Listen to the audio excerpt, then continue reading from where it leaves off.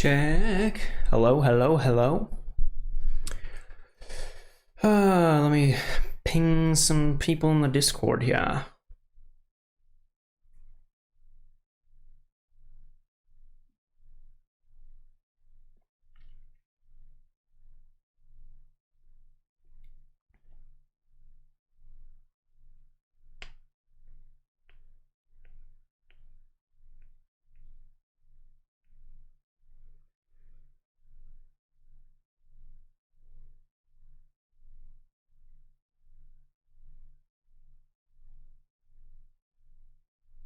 Sweet.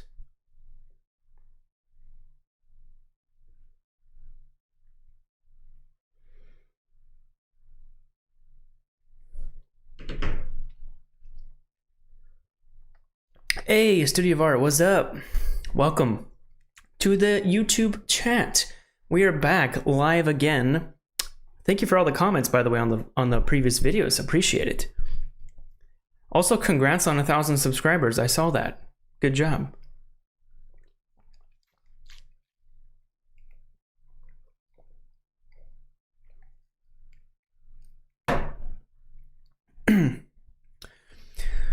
We are at the new place.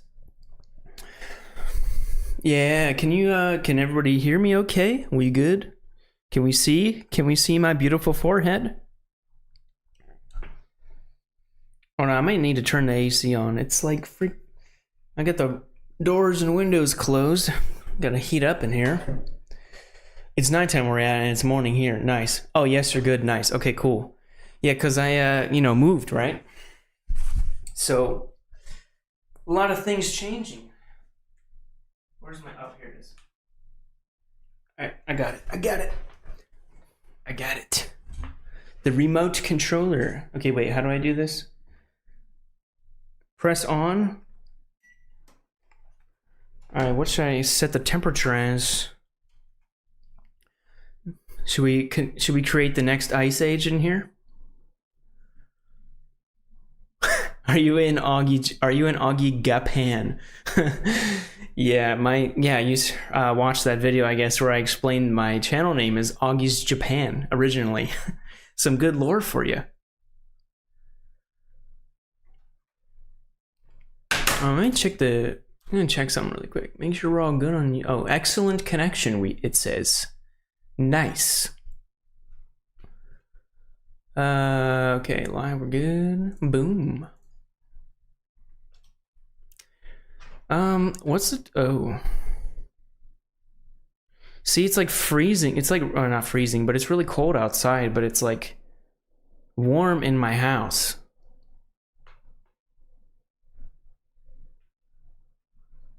All right, that should be good, I guess. Anyway, I might die. We don't know.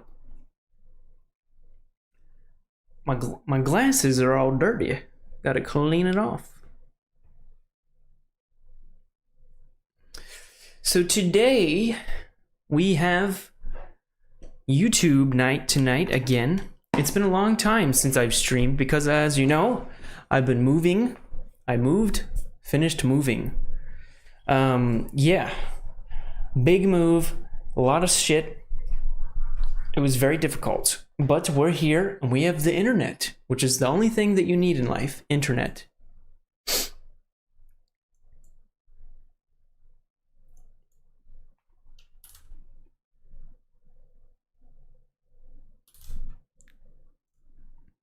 Right. Whoa. Hello? Hello? Okay, the mic just spiked really weird there. Okay, anyway. Okay, let me pull up my, where is that? Oh, I need a new window. New window. All right. Let's see, YouTube. Gonna switch account really quick.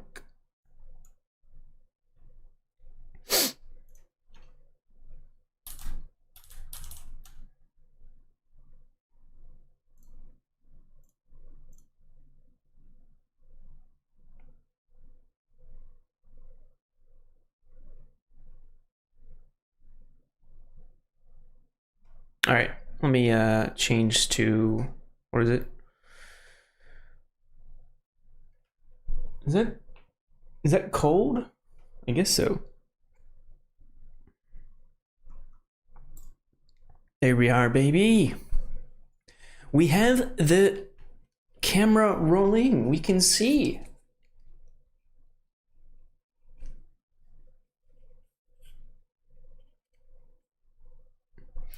All right.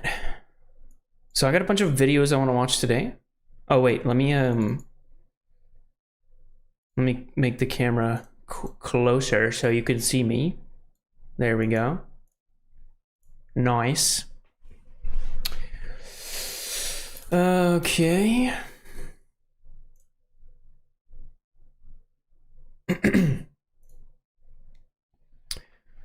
All right, so let's see what we got. I mean, I got a bunch of stuff in my watch later.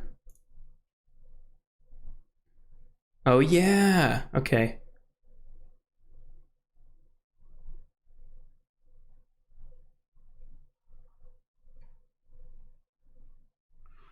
Let me do a little audio test really quick.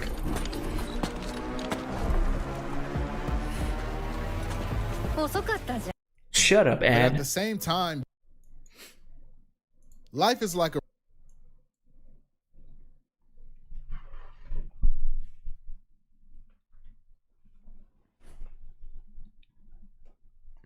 Oh, what's up? You're on Twitter. Oh, this is how you make your videos from your live. That makes sense. Yeah.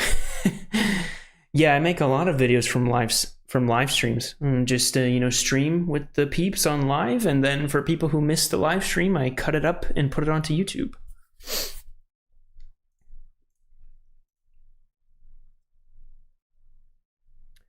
Can you watch my stuff? What kind of channel do you have? Or what kind of? I meant a different question. What kind of content is it? Isn't it art? Is it studio of art stuff?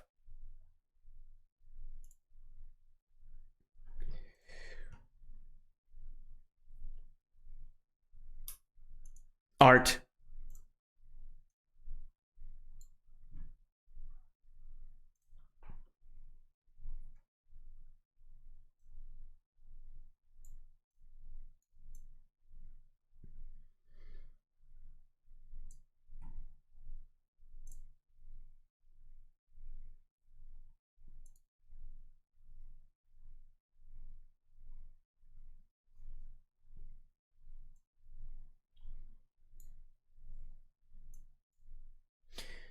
Sure. Yeah, I can look at some stuff if you want me to. What do you? I see your channel has like videos and shorts, or do you have a preference? Do you want me to watch something specific, or should I just watch one of these videos? You got 3 of them.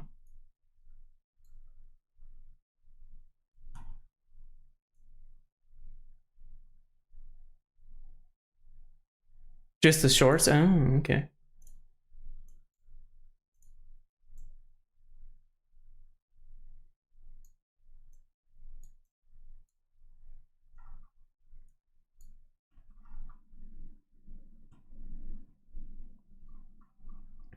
Looks like you got a huge repertoire here. Very nice, very nice. Is that Mr. Beast? How to draw Mr. Beast, that looks fun. So I just went by popular first. Yeah, let's take a look at some of these shorts here.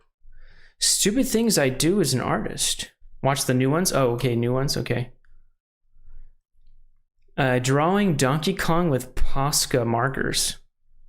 Don't watch the blue dot, okay.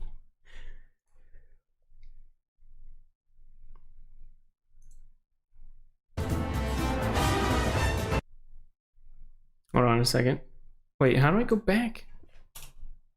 This is a bad window. Wait, let me... This window's dumb. Shut up. Okay. Shut up. Okay, let's see.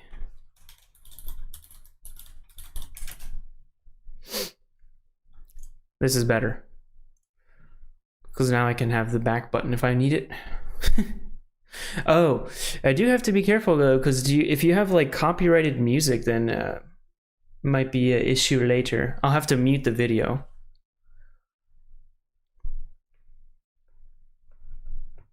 Like when I on YouTube, I have to mute it. Hey, Fun G, what's up? Hello, mate. It's been a while. Yes, I haven't streamed in a while, about a month. Yeah, you do on some? Okay, well, we'll see what YouTube has to have to say later. If there's something wrong, then I'll just have to mute it, unfortunately. Anyway, yeah, let me, we're just looking at some art really quick. Fun G, by Studio of Art. Wanted me to react to some of this stuff, so I'm just going to check it out. Latest first, let's see. Drawing Donkey Kong with Posca markers. What's a Posca marker? Believe it or not, I'm actually an artist too, but I just don't know the tools. Anyway, let's check it out.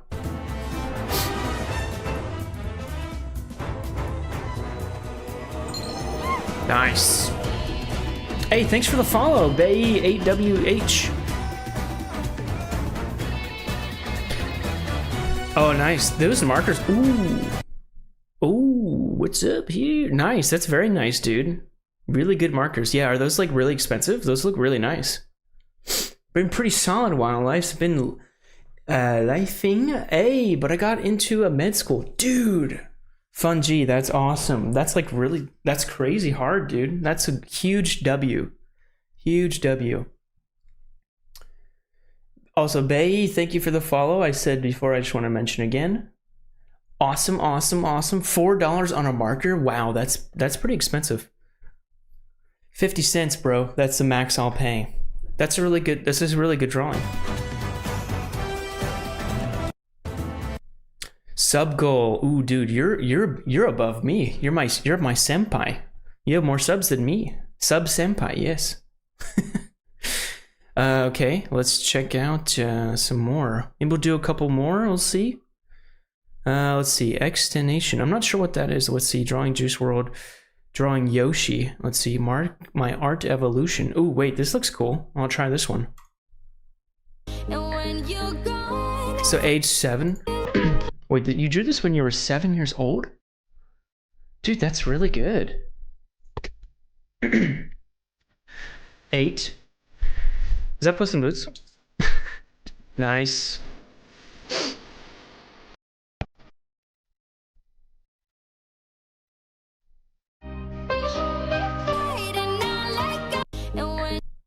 Nice. That's really cool, man.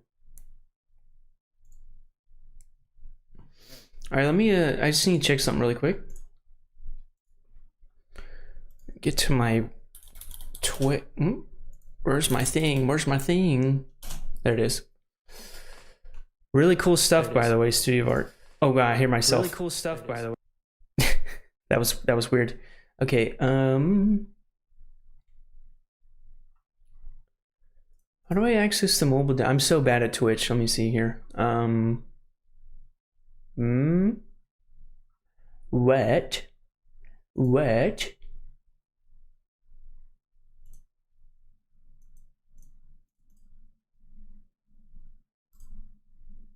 Oh, okay, cool. Thanks, bro. Yeah, the Rick one is one of my favorites. Under the Juice WRLD. Okay. Juice WRLD. Drawing Rick, but in 4 different... What's Rick? Okay, let's check it out.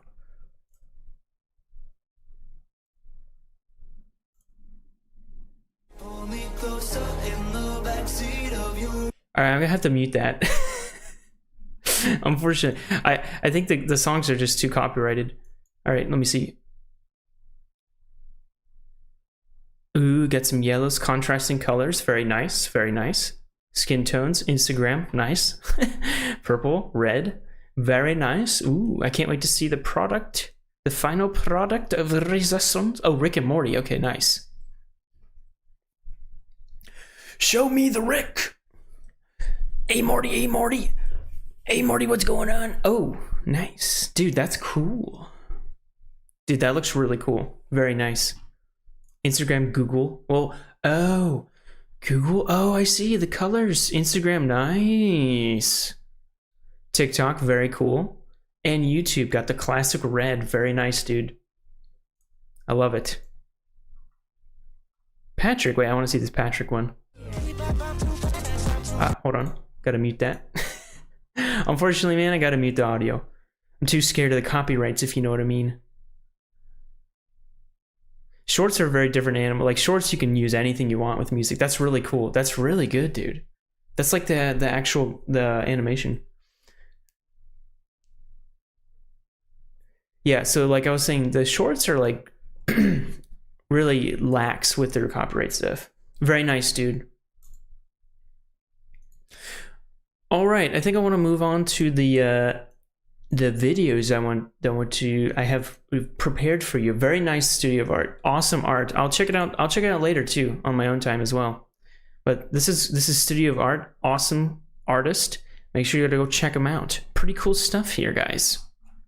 Yes, he's got videos, shorts, live community. Yes, very nice. Awesome. Thanks for sharing, dude. Appreciate it.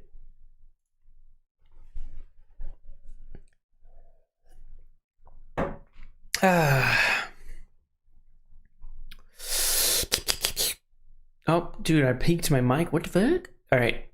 So, guys, this video. Or wait, let me restart. That was bad. That was bad. I'm so bad at YouTube. Okay. The Gen Z dating experience. Dating as a Gen Z adult. Guys, this video has been constantly recommended to me. Like every time I finish a video, I've been watching in my bed, this video pops up and I've been saving it because I wanted to watch it with you guys. This looks really cool. It looks very interesting. It's by this guy named Suburban Will. I've actually seen his stuff before. Here he is. I've seen his stuff before. It's really good. So let's check it out. The Gen Z dating experience. Dating as a Gen Z adult. All right, let me full screen this. 1080p, baby. Turn those captions off. Probably better. All right, let's check it out. Life is like a race, except you're the only one running it. But at the same time, you can see everyone else running theirs.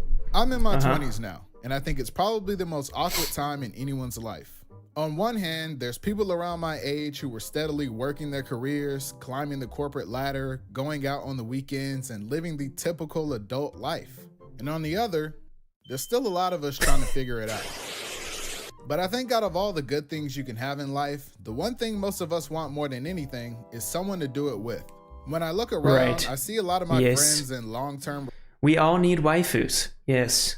The end game goal is waifus. Yes. I like how it's what? Charlie Brown and the Demon Slayer girl. Nice. Relationships, and some of them have even gotten married. But I also have a lot of friends who are my age and have never even been in a relationship. Dating as a Gen Z adult is an interesting experience because dating comes with a lot of expectations. What do guys expect out of girls? What do girls expect from a guy? What does one partner expect from the other? There's this constant push and pull between what people want from each other romantically, and social media is only making it worse. It's why I think a lot of younger people think that romance is dead. Because social media is full of unrealistic expectations that I don't think 90% of young adults can meet. Yeah, I think he's got a good point there because social media has pretty much ruined us as a dating, society. Now we have Tinder and Bumble now.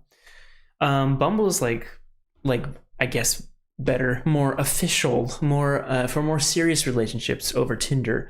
But yeah, like having the social media where you just literally judge like swiping, you just swipe. Like I don't know how it is for girls, but oh no, I do know how it is for girls.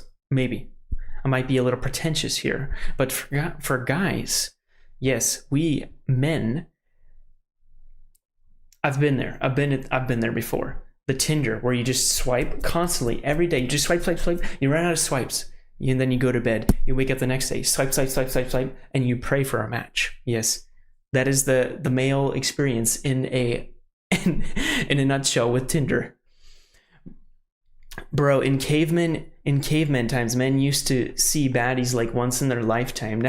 Now we see them every second. Our neurons are cooked. Yes, you are completely correct in your assumption. Yes, we basically have it's that meme with the monkey with the neuron firing in the monkey's brain. We're just monkeys. Okay, so we're just basically really evolved, highly intelligent monkeys. Yeah. Yo, bro, what's your type? We got an ad. Hold on. So I don't have YouTube Premium.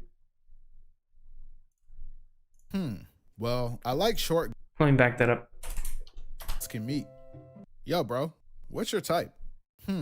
Well, I like short girls, but I go to the gym, so I also want her to be fit too. And I kind of like when girls have a bit of an attitude, but I think confidence is hot, so I want her to have a lot of pride as well. Okay, so you said short, fit, has an attitude, and a strong sense of pride. Yeah, bro, I don't think you want a girlfriend. I think you want Vegeta.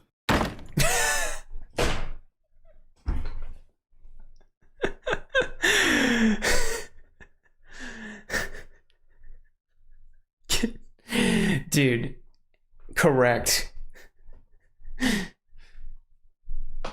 This get on Black Origin. How you YouTube ads? Yeah, I had that. You know, they cracked down on ad blockers and stuff. So I don't know about that thing though. I'll have to look it up. Yeah, secret. Dude, Vegeta busting it. Dude, yeah, exactly. We just want Vegeta. That's all we want. We don't want a woman. We want Vegeta. Yes, perfect. The perfect waifu is Vegeta. Vegeta waifu. Now, I'm not blaming social media for being the reason people are single, but I think sometimes people forget that social media is just a caricature of reality and that most things shouldn't be taken so seriously. Every other day on Twitter, I see people getting worked up over hypothetical situations that would never happen. Would you let your girl do OnlyFans? Man, the OnlyFans is crazy now. Like I see like the girls on there be like making like $50 million a month. It's insane. I don't know. Like the top grossing OnlyFans model, I believe it was like something crazy. It was like 50 million a month. Like, can you imagine that amount of money per month? It's insane. I can't. 50 million. I can't even imagine like $100, dude. The heck? But I don't know. Would you let your girl do OnlyFans? I mean, if they're raking in the money, I don't know. It depends. It's on. I don't know. It's up to you, I guess. Whatever floats your boat. In reality, but they built their entire perspective on relationships around it. Babe, would you love me if I was a worm? What? If I got magically transformed into a worm, but I was still your girlfriend, would you still love me? I mean, yes, the answer to this question is always yes, boys. Bro got Charlie Brown, Lamau. Yes. The answer to the question, if a girl asked you, if I was something, would you still love me? The answer is always should be yes. Don't say anything else. How could you be my girlfriend if you were a worm? That's a wrong answer. Just wow. What kind of question is this? Why would you even be a worm? This is why men deserve less. How am I supposed to date a worm? The truth is that there are men are very logical. We think very logically. So if you say to us that you ask us, if I was a worm, would you still love me? We will literally take that into consideration and be like, why would I mean, I can't marry a worm. Obviously not. a lot of really cool people out there that are looking for someone compatible to spend their time with. But a lot of the time, we only get to see the negatives. And then they gossip like that. This causes us to shut ourselves down before we even give someone else the chance to possibly say yes. Believe it or not, I've had girls that were interested in me tell me they were afraid to approach me because they didn't think they were my type. But the truth is, I don't have a type. Superficial things like someone's height, weight, income, or other things are temporary. And if you base your relationship with someone on those things, then the relationship will also be temporary. I'm not saying you should treat relationships like the stock market and invest in someone you don't find attractive, hoping they glow up into a supermodel. I just think that a lot of times when you talk to people, most of them don't care that much about looks. Sure, there are shallow people out there, but not everybody.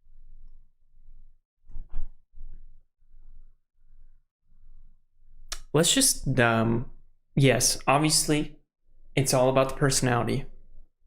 But a fat person or like an ugly person is gonna have a lot harder time. It's just the reality. Okay, let's be real here, guys. If you have a big forehead like me, it's very difficult. Everybody is gonna like you.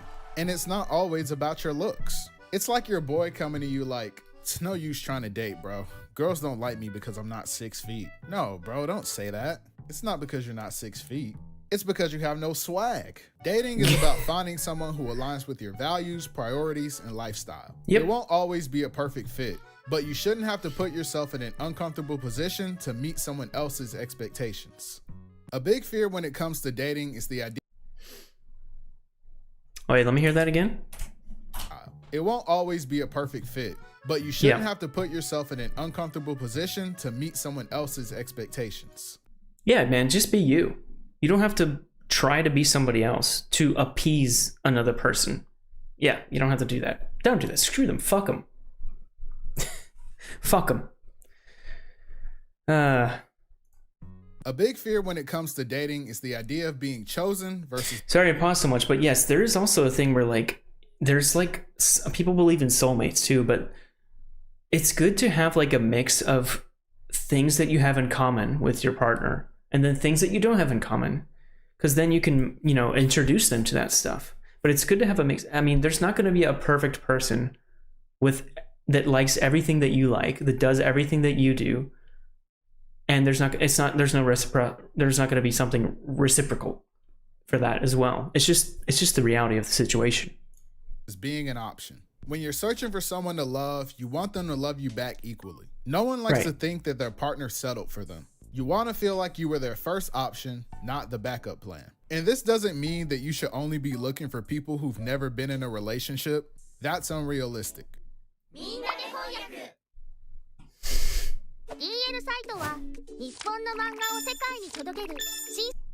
It means that everyone deserves to feel like their partner chose them, that they're with you because they want to be, not because things didn't work out with the people they wanted more, or that they're only with you because they couldn't get anybody else. I think in an era of social media, it's easy to compare yourself against other people, especially when you're aware that your partner was with people before you.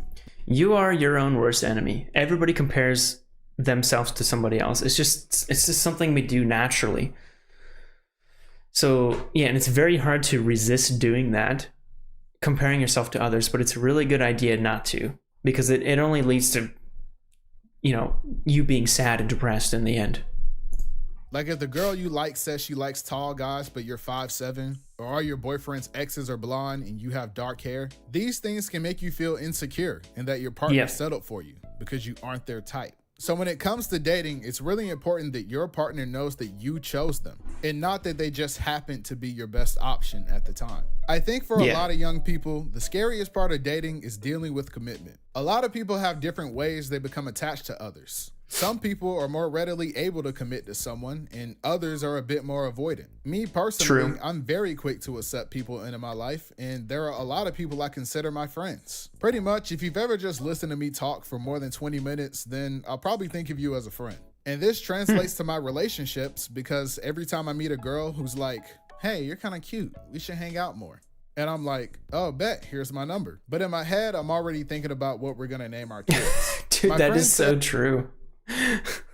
Every guy thinks that. They're like, as soon as like the girl comes up to you and is like, hey, what's up? And you just look like, what's gonna be the baby's name? That's the first thing we think.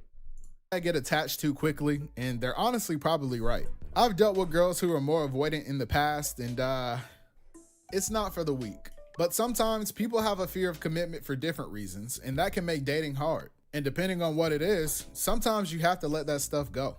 Everyone has that one friend that's still holding on to baggage from a long time ago. Yo, bro, I met this girl today and I think she'd be perfect for you. Nah, bro, I'm never dating again.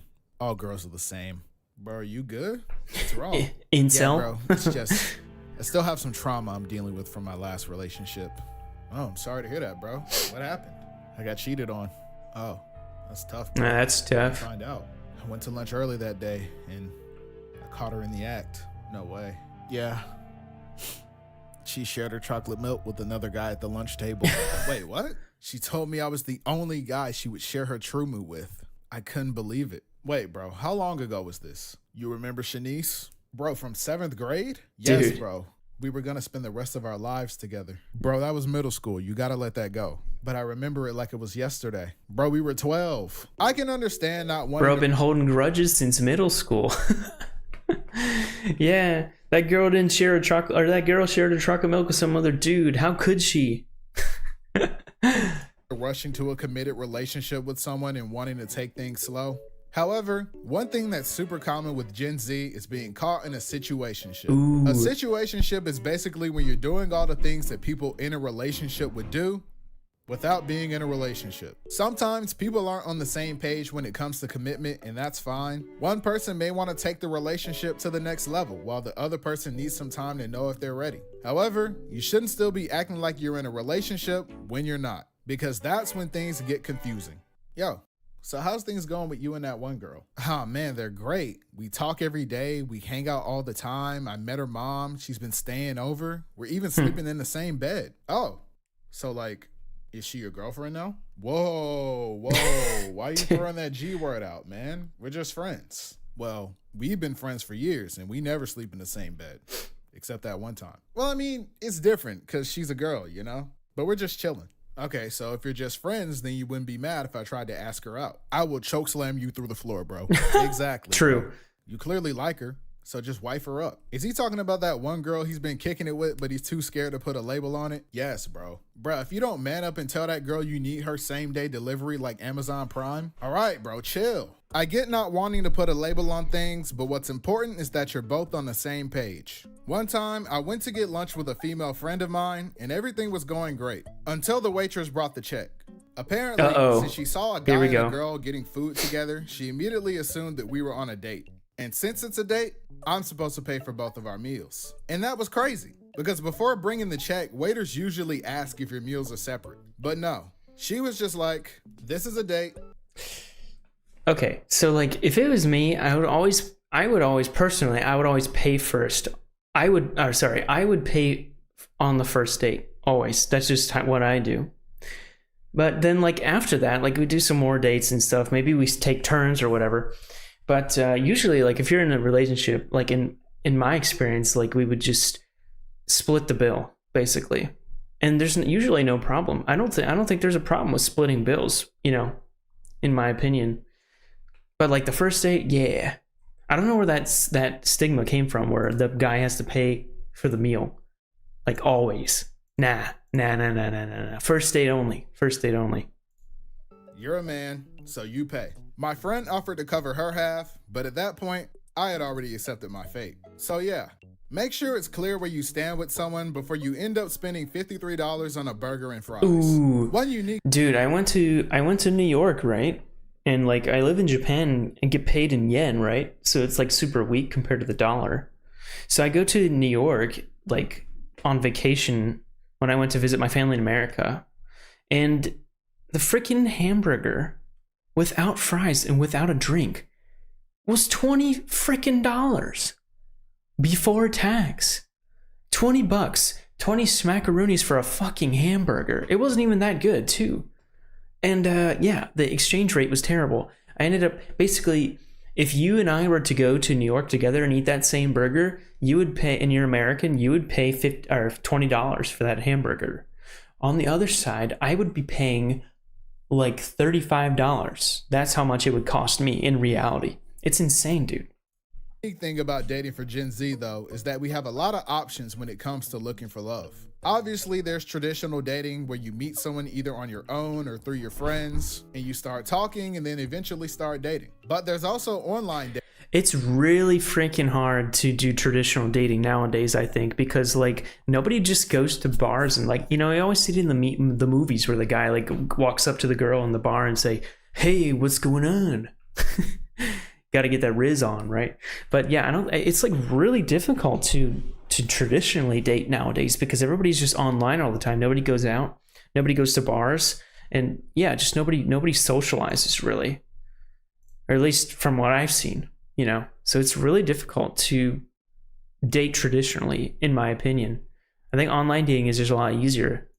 Dating, where you create your profile, get a match, and hope that the stranger you meet is normal enough to not make you want to block them on everything the second the date is over. And there's also e-dating, which is cringe. E-dating. Traditional dating may seem less common among Gen Z with how prevalent dating apps are, but a lot of relationships still start this way, especially if you're still in school where you're regularly surrounded by people around your age. There are a lot of obstacles that get in the way of traditional dating though, like having enough free time to go out and meet people, or having enough personal connections to find an available partner, or even just having enough money to keep going on dates.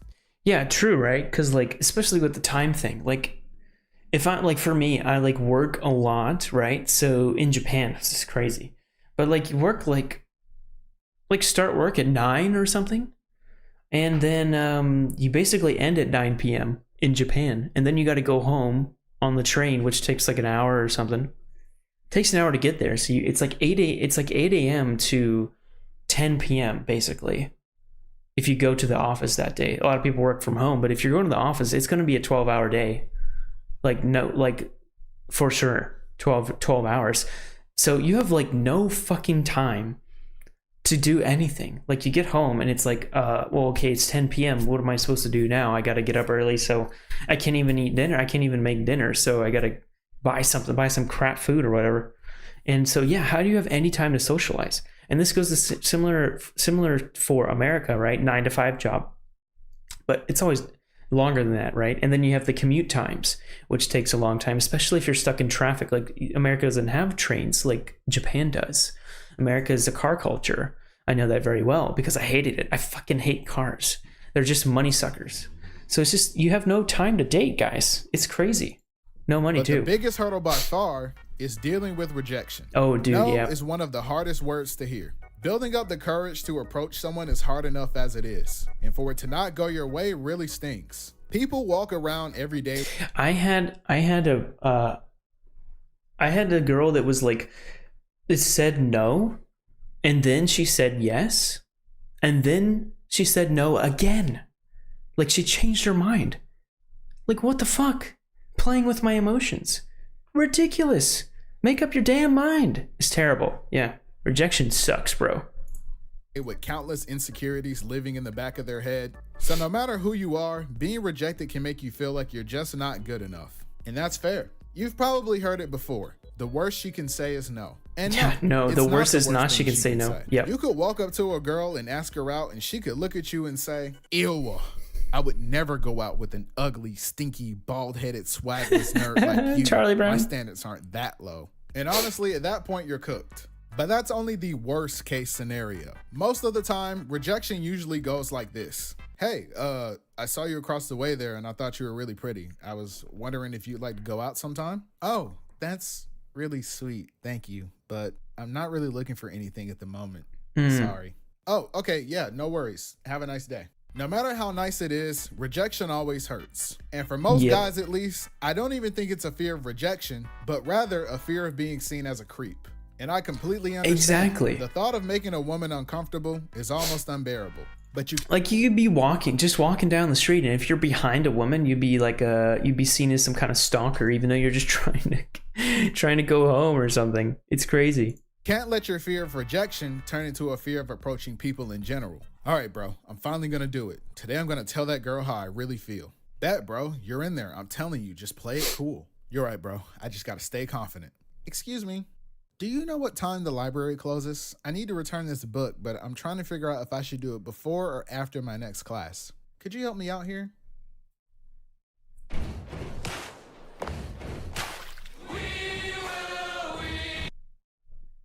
Bro, the ad's trying to get me copyright striked.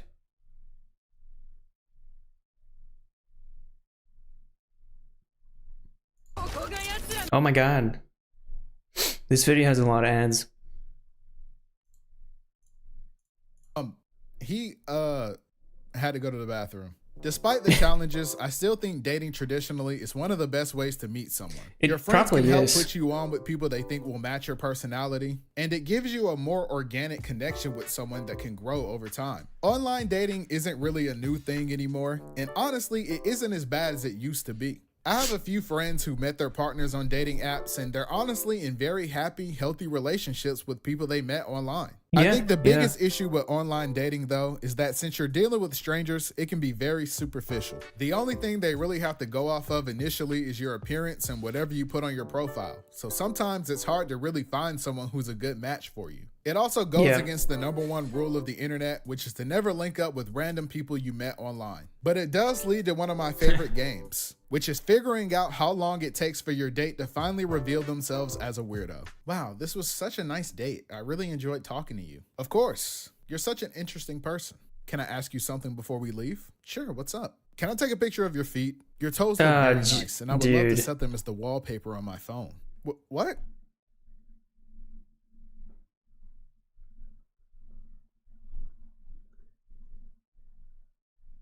Can you imagine?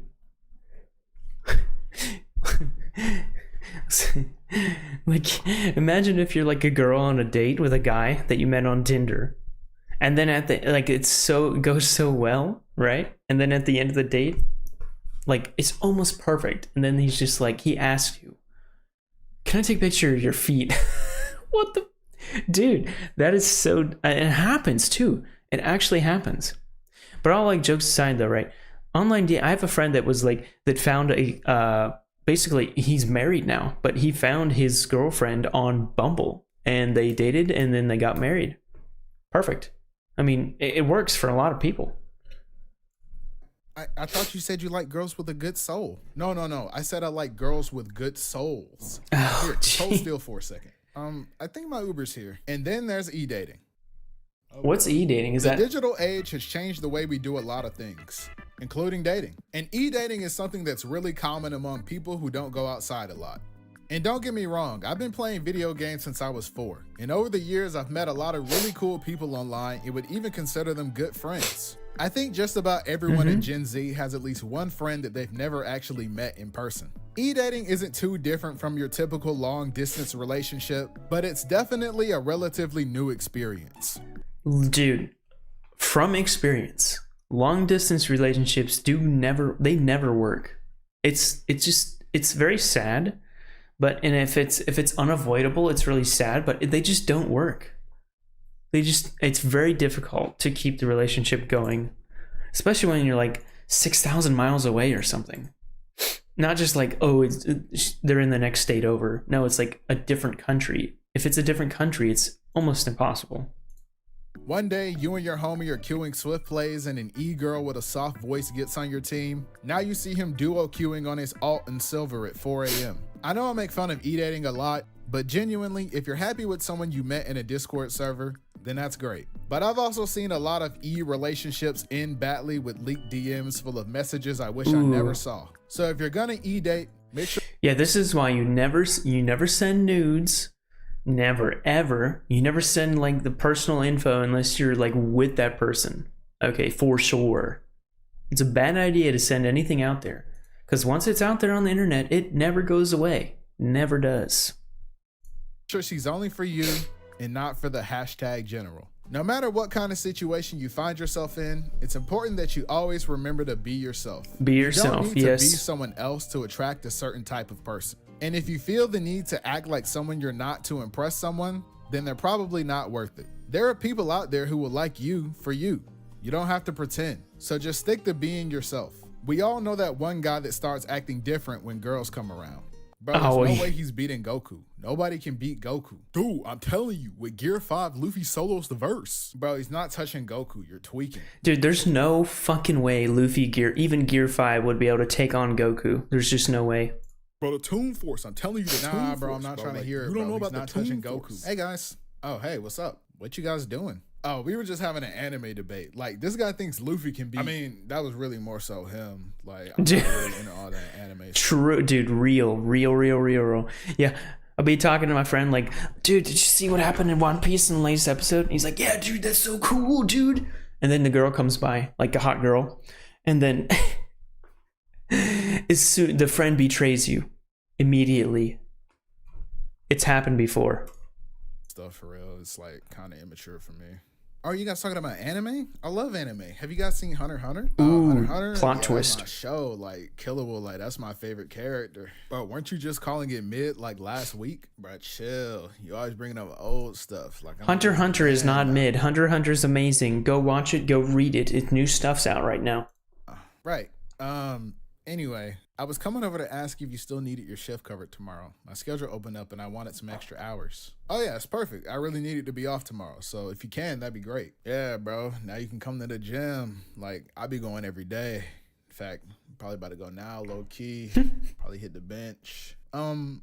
Yeah, so I'll text you when I pick your shift up, okay? Yeah, thank you. I mean, you can text me too, though. To sum it up, relationships are complicated, and a lot of times finding the person who's right for you takes a lot of trial and error. Some people get lucky and are able to find the right person for them at a young age, and for others it takes a while. What matters is that you remember to prioritize yourself just as much as you value the relationship. You shouldn't lose yourself just to be with someone else, so make sure you take time to focus on you as well. Don't become one of those people who spends every second of their life with their significant other, and invest in a support system outside of your partner too. When it comes to relationships, it can be easy to turn a good thing into a bad thing. And the key to making sure things don't go south is finding balance. Don't hang on to something bad for too long, but also don't be quick to let a good thing go just because you hit a bump in the road. Like all things, a healthy relationship takes patience, compromise, and maturity. Thanks for watching the video. That was a good video. Follow me on Twitter. Oops. And thanks for 20K. Peace. 20K subscribers. Awesome. Oops. Hold on. I accidentally clicked that. Yeah, dude. So, wow, that was a really good video. Yeah. Online dating is like has a really bad image in the world, but it actually can be really, like I mentioned before with my friend, it could be very good for finding a relationship, especially ever since, the virus. Everybody's been inside, really. Nobody really goes outside anymore, especially with social media and TikTok and YouTube and Twitter, Instagram, everything. So yeah, traditional dating just really is very rare. Like, I don't think if you go to a bar in the city, I don't think you're going to see many 20-year-olds there, unless you go to like some kind of nightclub or I hate nightclubs. But yeah, I mean, some people find their significant other like really early and like high school sweethearts, and then they're there for life. Some people never find anybody and are alone for the rest of their life. It just happened. It's a reality. And some people just take a while. Like they'll just find the person midway. And that's good. Anyway is fine. Anyway, really banger video, guys. This is the Gen Z dating experience by Suburban Will. Make sure to check him out. Go subscribe. That was a really good video. Like the video. Yeah.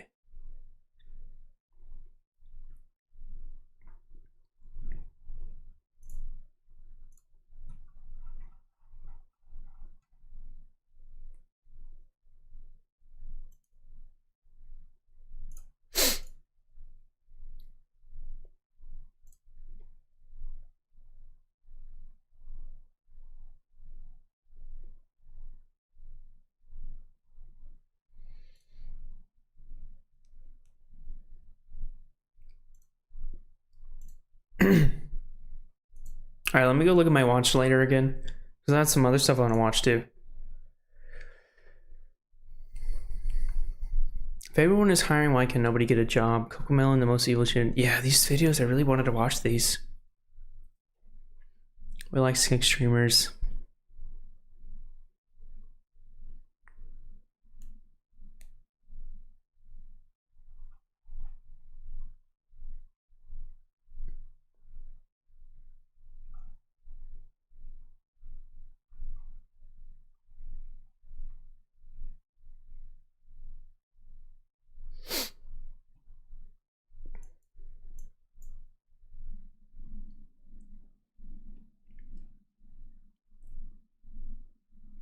I think I want to watch this one next. It's over. If everyone is hiring, why can't nobody get a job? Yeah, let's check this one out.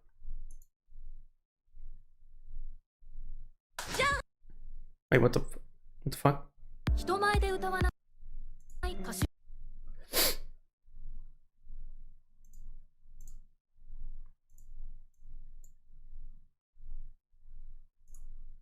Despite the millions of job openings that are apparently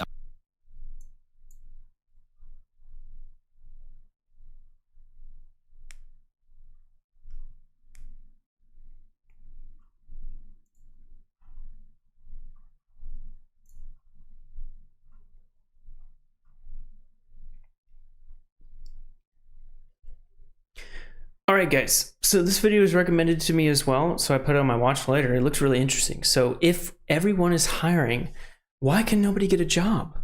It's Over by Moon. Yes, very interesting video. It came out a while ago, but it looks really interesting and it was recommended to me. So I wanted to check it out with you guys. Yeah, let's check it out. Despite the millions of job openings that are apparently out there, it's harder than ever to get hired. The news is constantly telling us that companies are desperate for workers and that there's tons of jobs just waiting to be filled. Meanwhile, there's stories everywhere of people sending out tens or hundreds of applications without ever getting a single interview. It just doesn't make sense. So what really happened to turn finding work into a full-time job? But I think that the biggest problem with like this whole thing is, like, if you were to go look on LinkedIn, for example, stupid website in my opinion, by the way, there's all these jobs, or not even just LinkedIn, but Indeed as well. There's so many job postings, but like all of them require like 5 years of experience, or like there'll be an entry-level jobs, but if you look at the description, it'll say entry level, but you need 3 years plus experience. Like, then the question becomes, how do I get 3 years of experience if I just came out of college and I don't have any experience and this is an entry-level job? So this is why I think a lot of people can't find jobs. I think it's also mixed. Like, there's people who just don't want to find a job that are just bums. And then, yeah, there's people that try but really cannot find a job because of circumstances, out of their control. Decades ago, even when there were job shortages, it was still much easier to get a good job. The advice the boomers give of putting on a tie and asking the manager for a job really worked. All it took was enough tries before you finally met someone who liked you. Today, you could try this thousands of times and you probably still wouldn't get a chance. One difference that's easy to notice is that the bar for entry has gotten significantly higher for most jobs. Exactly, that's what I just said. Look at that. 61% of entry-level jobs require 3+ years of experience, dude. Survey. I didn't know it was that high. I knew it was like high, but I didn't think it was that high, dude. 61%? Fucking, if there's 100 jobs, 61 of those jobs are if there's 100 entry-level jobs, 61 of them require 3 years of experience. How the fuck are you supposed to get 3 years of experience? It just doesn't make any sense, dude. That's insane. Easy to notice is that the bar for entry has gotten significantly higher for most jobs. Before 2000, a good college degree was almost a guarantee of a good job. Exactly. Companies would compete with each other to get the most recent graduates. They were forced to offer a wage that could support a family. If they didn't, they wouldn't get any employees. But now the tables have completely turned, and they're only really interested in the very top % of students. What used to amount to a free entry ticket has become the very minimum of what they expect. Despite over 70% of listed jobs requiring a bachelor's degree, only a bit over 30% of American adults. 75% of new jobs require a degree, while only 40% of potential applicants have one. Yeah, it's a real problem. Like, with every freaking job requires a bachelor's degree, even if it doesn't even matter what you majored in. Like, it just defeats the purpose. The only purpose of having a bachelor's degree is to make sure that you went to college and you're a college educated. They do not care like what the degree is in. You just need to have the piece of paper saying that you did the due diligence, spent the boatload of money to go to college and have a bunch of debt. Actually have one. But you don't just need a good degree, of course. You also need real-world experience even for so-called entry-level positions. Companies are so picky now that they're asking people who have just left college to have years worth of experience. Exactly. For a salary they can barely survive on. The only way to get this is to work while studying full-time, which is rarely possible if you need to do an internship for the field you plan on entering. The past always looks better in hindsight, of course. There were still job shortages and people still got rejected. But the key difference between then and now is the massive rise in competition because of the internet. If you So were a much company competition. in the 1980s looking to hire a few new employees, you didn't really have many options. Small companies could only recruit through in-person events, word of mouth, or physical leaflets posted to boards. It was a slow, long process with only a few applicants to choose from. Hiring managers had to treat each applicant like a real person, using their own judgment to figure out who would be the best fit. Now it's just like, yeah, back then it's like you put on a suit and tie and then you go give a good first impression, right? Shake the hand or whatever. And you're judged based on like your personality and like your skills and in the interview and how you speak and how you carry yourself and present yourself. But nowadays you're put through this great filter online where people literally have like AI systems or systems that they created are coded, where it just basically filters you out right away. If you don't have this, if you don't check these certain boxes, then you're already cast out. Like it doesn't matter. And the worst part about it is they don't tell you that you just are left in the dust. Large companies only had a few more tools at their disposal. With their size, they could get a foot in the door at colleges or high schools and hoover up applications that way. But even then, they were still much more limited. So just think about how much this process has changed in such a short time. If any company wants a new employee, all they need to do is put a listing out on one of the many websites for that explicit purpose, and it'll almost immediately be seen by thousands and thousands of people, along with a whole wave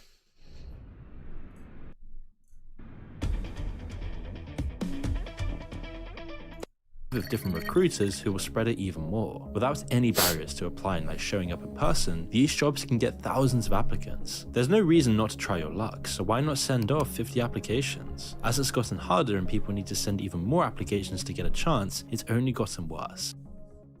If you're using your personal phone number to close business deals, you're not just mixing work and play, but you're sabotaging your chances of success. Yeah. Recently, I've been doing a bunch of traveling, and I've been trying to operate my business through just my personal phone. It was a terrible idea. You can't really communicate with people properly. You're trying to manage all these different sections of your business. Is this a sponsorship? Different apps. You lose track of everything. It's just an absolute nightmare, especially when other people notice this and don't take you as seriously because you're just working from your phone. Not only can this look amateur, but you and your team are probably using 18 different apps to get your work done, right? That was my case, which is why I want to tell you about the sponsor of this video, Nextiva, where you can cut down on all of this to just one app. Nextiva consolidates your business voice, text, video meetings, and CRM inside of one app. You get seamless, personalized customer interactions across all channels, and you can do this even if you're currently running your business off of your personal phone, and your CRM is a spreadsheet. You don't need any tech experience. You Seems just pretty need to useful, download actually. their app and follow the easy setup. You can make this one change and your business will look as polished as a Fortune 500 company, and you'll be able to focus on closing and scaling up your business. This is the year to level up your business and lower your costs. Go to trynextiva.com/moon or use the link down below in the description to get 50% off of your plan.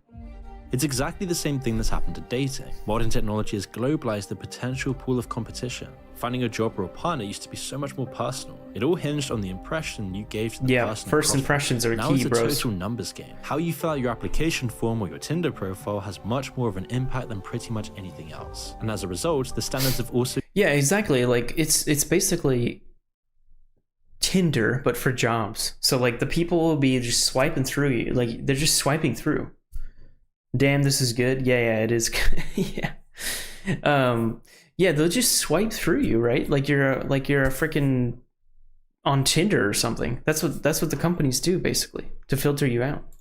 gone up by ludicrous amounts on both job sites and dating sites. It makes people and companies think they have far higher standards because they have so much more choice. The reality on the ground though hasn't really changed, and the effects on the job market have been catastrophic. It's led to the whole process getting much more dehumanizing for applicants, who have been turned into numbers on a spreadsheet. So those are the biggest reasons why finding a job used to be much easier than it is today. But the real devil is in the details. Even with all of these changes, finding work really shouldn't take hours of searching and hundreds of applications. The reason it's all so frustrating are the things that companies have done to deal with this new reality. So let's explore the different ways they found to make getting hired even harder. Today, the problem for companies has been completely reversed. Instead of not getting good enough applications to choose from, they get hundreds or thousands more than they need. Every time they need to hire someone new, it means reading through hundreds. This is why they have those systems in place, because they get like thousands.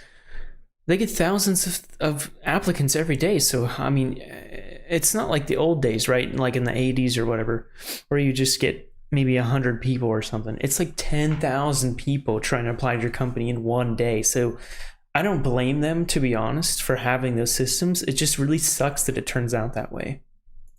Hundreds of applications and filtering out all the ones that aren't suited. In a perfect world, companies would put more time and effort into this, but we all know that hasn't really happened. Instead, they've turned to one of the most frustrating and dehumanizing parts of the modern job market: automatic rejection systems. Today, over 97% of Fortune 500 companies use what's referred to as an ATS, an applicant tracking system. The basic idea is simple. An ATS works like a sieve, filtering out any applications that don't meet whatever requirements the employer has set. When they first came into widespread use in the early 2000s with the rise of the internet, they could only deal with a few basic questions. If someone ticks the box saying they're not legally allowed to work, for example, they'd get rejected. Today, ATS...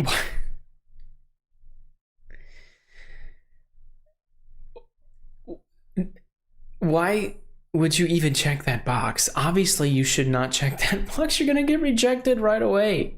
I'm not illegally allowed to work. Check.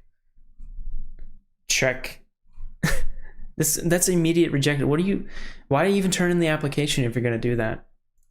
Companies advertise their services to the public like this is still the only thing they do. Companies like Greenhouse, Lever, or Workday have to admit their products automatically reject people. It's far too obvious for them to deny it, but they try to give the impression that it's only a few legal questions that do this. Of course, this isn't the case at all. Rejection questions, where giving the wrong answer puts your CV in the reject pile, are everywhere today. In fact, they're only the first hurdle an applicant needs ウェブデザイナーと制作会社のために開発された次世代のウェブ制作プラットフォーム to get past to beat the machine. As the internet becomes the main place to search for jobs, ATS companies had to adapt. They needed to keep up with the increasing amounts of applications, so they added more rejection questions. What we got here? Okay, job settings.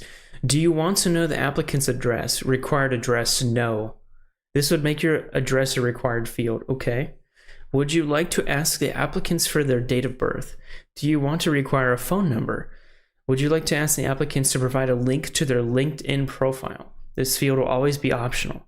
Do you want to remove bias from your screening process? Oh, you can't see that, sorry. Instead of Hold on. keep up with the increasing amounts of applications, so they added It's right down here. My overlay is blocking it. But do you want to remove bias? It says from your screening process. What does that even mean? Blind screening, yes or no? All personally identifiable applicant data will be hidden until the applicant has been invited to the interview. Okay, is that supposed to be the protection against bias?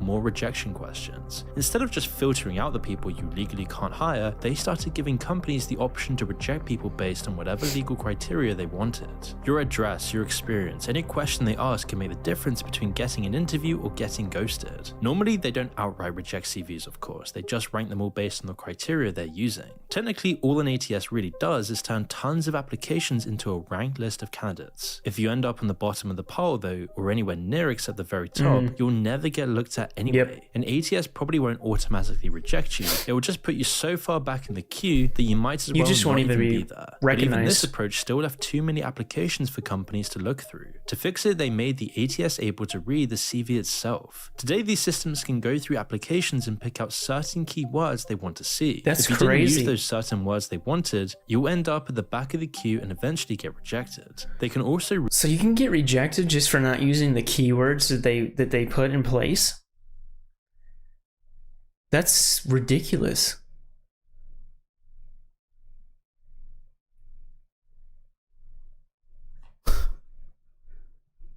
So like here it says like planning, implementation, and optimization, digital marketing. So like, I don't know, what if you put planning, doing?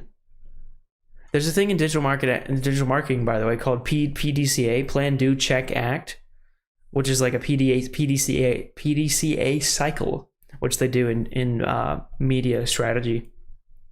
So like if you don't use like the plan, do, check, act words, for example, like you get rejected immediately. I don't know. That's crazy, man.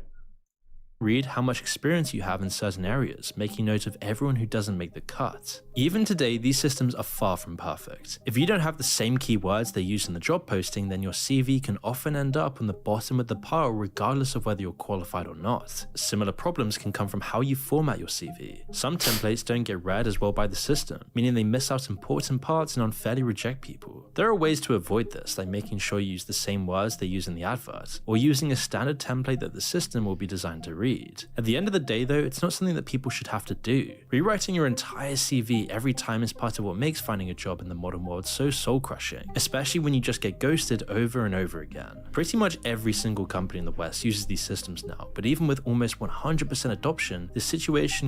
I don't think it's just the West, by the way, because I live in Japan, right? So I'm not sure about other Asian countries, but you know, in Japan they use the systems as well. Like there's Indeed Japan, LinkedIn Japan. They all have these systems. Like it's not just the US. It's insane. It's worldwide, probably, most likely worldwide, or at least it's in Japan as well. If it's in Japan, it's probably in China. It's probably in South Korea. You know, it's probably in all those places. Vietnam, everywhere. Could still get worse. AI is perfectly suited for use in an ATS. It's already widespread, and it makes these programs far better at understanding people's CVs and filtering people out. So companies will be eager to cut out just a little bit more of the human element from finding new employees, as they might just save a little bit extra on personnel costs. This is the crux of the problem with ATS and how they've taken over the entire process. Finding a job used to be a human experience, where you were in at least limited control of the situation. Obviously you couldn't make it a転職しようか悩んでる人ちょっと待って適職診断したら実は企画職が向いてた私思い切って職種を変えた certainty that you get hired, but you at least got a chance to make a unique impression on whoever did decide. By turning all of the applicants into a set of data, companies dehumanize the entire thing. So yeah, exactly. You're not a human anymore. You're just a number. You don't exist as a human being to these people. Corporations, man. Jobs, job market, you're just a number. You don't have anything human inside you, basically. You're just a number to them. You're not a human. It sucks. Well, out of the thousands of applicants there usually are for each good job, you have to stand out in spite of a system intentionally turning you into a data point on a spreadsheet. This is why it's a lot harder to get a job now, because you have to, like, you had to stand out when you did the job interviews back in the day in the 80s or whatever, but now it's even harder because you have to do that and you have to get past their automated systems. You have to stand out. You have to stand out like double, triple stand out. It's crazy. Even this incredibly infuriating roll of the dice is still the best outcome you can have when applying to one of these jobs. People talk about the 1,000-to-1 odds of getting a job once it's posted, and they might think they're over-exaggerating. In reality though, the odds are even worse. A large part of the rejections people get are because the jobs they're applying to don't actually exist. It's a problem that's only been getting worse. The ratio of people getting hired... Let me see that. Wait, hires per job posting have fallen. Hires to job posting ratios, okay. Hires to job posting ratio. Okay, so we got in 2018, you can't see that, 2018, 0.75. We rise up in 2019 to like 0.80 probably. And then, whoa, look at that down curve, man. Look at that decline from 2021, an extreme decline to 2023 for hires to job postings. It's crazy, man. Nobody's hiring. Like, there's a lot of postings and nobody's getting hired. Job openings in the US actually fell below 0.5 in 2023, which means at least half of all job openings are for so-called ghost jobs, which are never going to get anyone hired. They just don't exist. So let's explore the insidious reason companies keep these listings up and why so many people's time is wasted by them. Ghost jobs are everywhere on sites like Indeed. You can apply to a job listing and wait anxiously for a response, but after weeks or months you either get rejected or you don't hear back at all. In a lot of these cases, it probably has nothing to do with you or your CV. Instead, it was all probably because the company wasn't planning on hiring anyone anyway. Yeah, people will just the companies will just leave it up there and then it's just a fake job, basically. It doesn't exist. So like, you'd be waiting all this time, months, maybe a year to get a response, and then the response is just a rejection usually. And it sucks that it's that way, but man, it's just how it is sometimes, or a lot of times, not just sometimes, a lot of times. In a survey of over 1,000 hiring managers, over 2/3 admitted to leaving their job postings up for a month. 10% had left listings on the internet for over 6 months without filling the role. There's a ton of different reasons that companies do this today, none of which are a good excuse for the time they waste. Sometimes people already know who's actually going to get the job. Some executives might need something to do, or maybe they've already decided on an internal candidate. Maybe they're just going to dump the workload on one of their current employees but need to make it look like they tried to find someone else. It barely takes them any time or resources at all to drop some templated job listing online, and the longer they leave it up, the higher the chance that they'll hook that magical unicorn employee that they've been looking for. The person is qualified and experienced but will probably work for under market rate and won't ask for any benefits. Other times these listings will just be there for appearances. It looks good for the company if they're growing and hiring new people, for example. They might also think that the current employees will wonder who's getting replaced and work harder to avoid it. There's a million sleazy reasons for companies to create fake listings. The job sites will be happy to take their business, and that's another thing companies do, which is probably not going to be mentioned in this article, or not article, this video, is that like a lot of companies will basically take on any client that comes into their office, they'll take them on because they want the money. But they'll take them on, they'll get so many clients, but then they don't have people to work on the clients. So it's actually so contradictory that we have this problem. And we also have the problem of not enough people working on these clients. It's just ridiculous. Another reason it's such a massive problem today. The job boards actively want dead listings. Fake listings boost their numbers and let them brag about the thousands of jobs they have available. Given this illusion of plenty, even when there's 東京都がサポート。ステップアップが見込める成長産業でトライアル就労を only scraps on the table.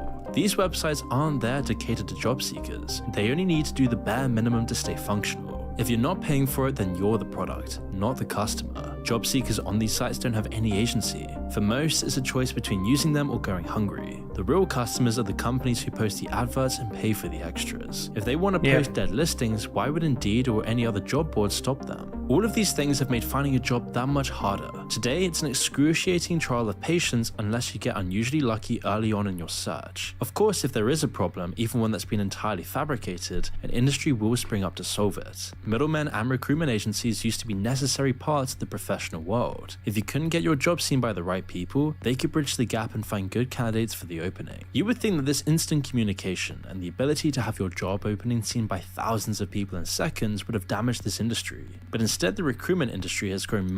Let me see that. Staffing and recruiting industry sales grew 11% to $186 billion in 2022. Sales, billions of US dollars, any totals for staffing and recruiting industry. Look at this, guys. 2004, you can't see the 2004. 92 billion, all the way to 186 billion to 2022. That's crazy, man. Massively in the past few decades. In the UK, the recruitment industry grew to be worth over 140 billion at the end of 2022, 20 billion more than just 3 years before that. 30,000 recruitment companies now employ over 200,000 people. For a considerable sum, they'll eventually find you a job, if they don't just string you along for more payments. Even in the best of cases, all these agencies do is reverse the changes of the past 20 years and give you a real shot at a job opening. Yeah, these recruitment agencies are crazy, dude. They charge a huge fee. I got a friend that works at a recruitment agency. He was telling me about like the fees that they charge, and then they're basically have the salary and they're commission based.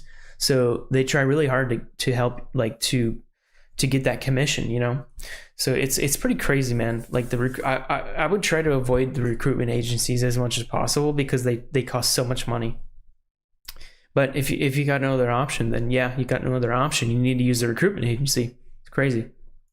Most of the time though, they're only really solving a problem that the wider industry created for people in the first place. It's a whole lot of money which only keeps flowing in because of how hard it is for regular people to do it themselves now. So maybe you got lucky with automated systems, or perhaps you went through the hassle of dealing with recruiters. But either way, you've somehow got yourself an interview. Except even that crucial stage of the process has been changed beyond recognition. While there may be a short, often meaningless interview towards the end of the process, tons of companies have substituted that for questionnaires and tests instead. While the questions might vary, most of these kinds of tests are pretty similar. Some of them might ask you about what you would do in an imaginary situation, supposedly to test your critical thinking. Others ask the kinds of questions where you can either lie and give the obviously correct answer, or be honest and get marked down. In Japan, by the way, it's even crazier. Like interviews, the interview culture in Japan is insane. They even judge you on how you enter the room. Like you got to open the door, you come in, you close the door behind you very slowly, you walk in. If it's a very Japanese company, they'll actually look at this. They'll come to you, you'll go to them and you walk up like this. You have to have your hands like this, and then you have to bow like this.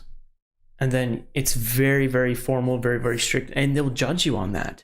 And then after the interview, like this guy's saying, it's similar in Japan too. They'll give you like an aptitude test. Like, do you have enough, I don't know what the English word for it is, but it's called a tekisei test, but tekisei testo. So it's like, how are you fit to work at this company kind of test, basically. All of them, though, are a complete waste of time. It hasn't stopped anyone from Microsoft to Walmart, all of these companies using them to sort through potential employees. In fact, big retail chains are some of the most infamous companies for just giving people these tests assessment instead of tests, ever actually interviewing them. Why they need to know your stuff? I knew I was underwater. I just didn't realize I was this underwater.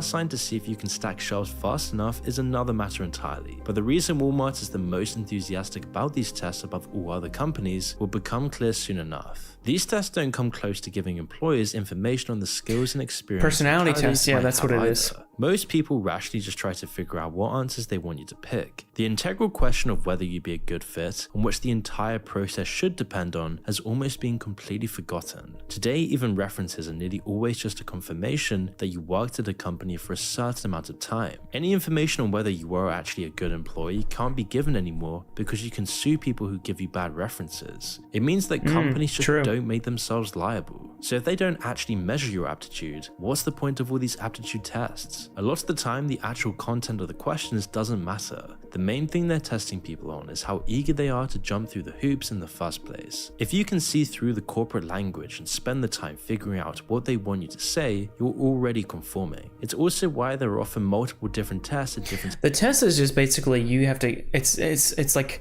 the test is essentially asking you, how willing are you to kiss our ass? How willing are you to suck our ass? I mean, yeah, basically it's insane, man. That all they care about is like how willing you are to give up your life for the company, especially in Japan too, like with really Japanese companies. Stages in the hiring process. The more of their hoops you'll jump through, the more likely you are to be a good corporate drone. Walmart's tests have the same purpose as the humiliating dances the rat race employees do. They break people down just a little bit more. Another reason for these tests has nothing to do with the candidates at all. Instead, they're in place because the upper management has no faith in the people further down the pyramid to choose good employees. Once companies start hiring by questionnaire, they can take middle management out of the loop entirely. It means they can put even more of their faith and trust into data and spreadsheets over real human judgment. Yep. With all of the changes we've seen in hiring in the past 2 decades, a common theme has emerged. All of these changes take the power out of the hands of the applicant and put them into the hands of corporate management. The process of getting your applications noticed is an exhausting numbers game. Either getting lucky or sending off dozens or hundreds of applications is the only way people can actually survive. I looked at the data. Yeah, it's like similar with Tinder again, like dating. It's similar with dating. It goes back to dating because in Tinder, it's like the guys will, to get a match, basically, you're not just being picky. You can't be picky. You have to be like, you have to swipe until you're out of swipes for that day, and then hopefully you'll get a match. It's the same exact thing with the job market. You just send out hundreds of thousands of applications praying that somebody will respond with a yes, or like just to get the interview. If you just applied to a job through a job board, the odds of you getting hired were about 3%. Oh my so God. you apply to a lot of different jobs. in order to have a chance to get them. 3%? And you're going to get lots and lots of just no responses. Even if you do get through the first stage, employers will happily waste months of your time. They'll put you through endless different stages of interviews, tests, and trial periods, all to just ghost you after they choose somebody else. It's a truly dystopian part of our modern society that all of these barriers have been put in the way of people simply surviving. And the reward at the end of this arduous journey is just usually a job that pays the same wage as it did 20 years ago, before all of this even happened. In today's dude, like, there's John, my friend works at like a marketing agency, makes basically before taxes, basically makes like $12. If you break it down hour, it's a salary job, but if you break it down by hour, then you get about $12 an hour. And then you look at like California, McDonald's worker, they're getting like $15 an hour. Like this guy who got a college degree in business or whatever, and did the internships, did all this stuff, and working at this very high-end, very renowned company, is getting $12 an hour, while the guy at McDonald's is getting $15 an hour and barely didn't even go to college. This is the situation that we're in here. It happens way too much. Many of my friends, many of the people I know have this happen. It's insane.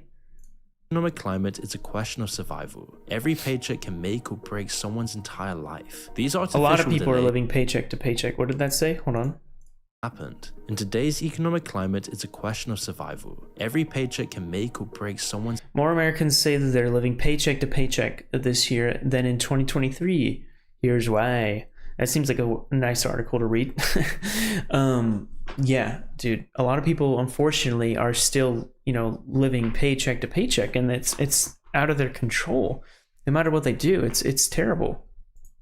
Entire life. These artificial delays have done serious damage to society and eroded what little trust there was between employers and employees. So you can play nice to try and dupe the system, but never really buy into any of the rhetoric about family or trust. Don't fool yourself into thinking these companies actually care about you or an equal system or any other garbage. It's a myth that everybody's hiring, as it's been shown repeatedly that there's much more to this equation that first meets the eye. Yeah, the companies, no matter what people say, companies do not give a shit about you. This is the reality, okay? Working at a company is a business transaction. You're doing something, providing a service to them, and they're giving you money, a monetary exchange, money for the service that you're doing. There's no love, there's no emotion there, okay? They don't care about you, okay? You just need to do the work, keep your head down, do the work, and then get by, okay? It's very sad that it's that way, but that's just the reality, and people don't seem to want to accept that reality, but it's true. A lot of people don't want to accept that. Anyway, yeah. dark ending. Yeah, that was really great video, guys. If everyone is hiring, why can nobody get a job by Moon? Make sure to go check this guy out. Subscribe. I'm going to subscribe. And yeah, give him a like. Yeah, really good video, guys. Go check him out.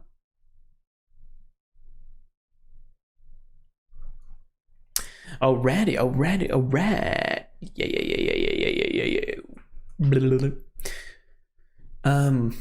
What else we got? I got some other videos I want to watch too. But I want to see. Hold on a second. Gotta put like a priority. I gotta tag priorities on them. What is that? Gotta tag priorities on them.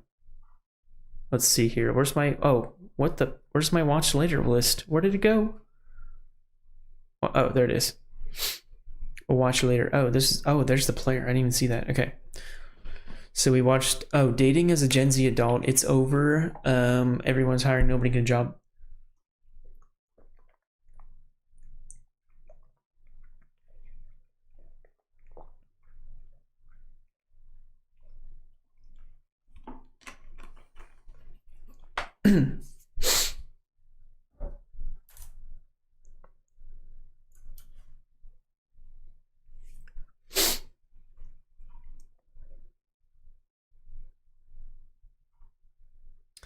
I think I want to watch this one by Sunny V2. It's a bit old, but I wanted to check this out. Because I'm, I like Cocomelon. and PewDiePie, all that stuff that happened. Let me check this out.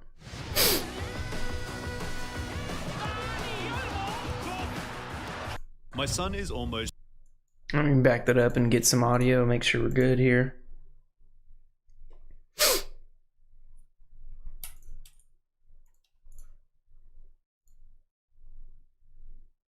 My son is...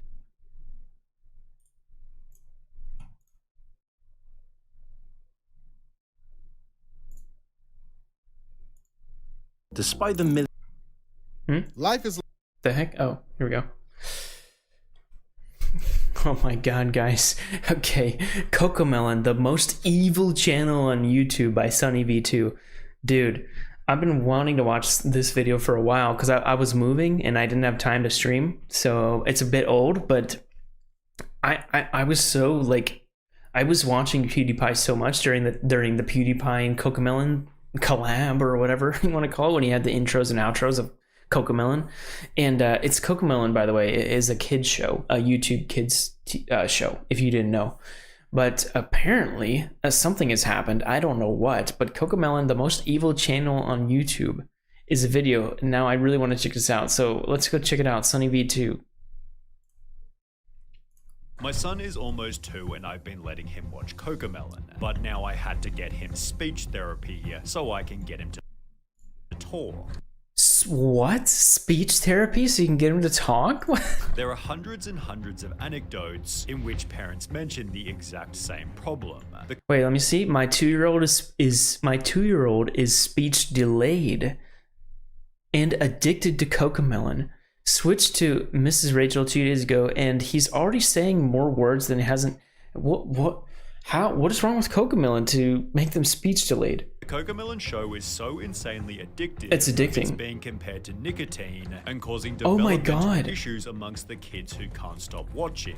Children's TV expert Jerica Sands calls it the most damaging show a child can watch, explaining the sneaky ways in which they make the show addictive. Firstly, there's the colors. Take for example the wheels of the bus. The 3 main colors, blue, green, and yellow, are all... Well, those are all complementary colors. They all complement each other. I mean, it's a great color combination. So obviously that would be really appealing to a kid. Let's see, bright green, bright blue, bright yellow. The kids will love seeing that, obviously.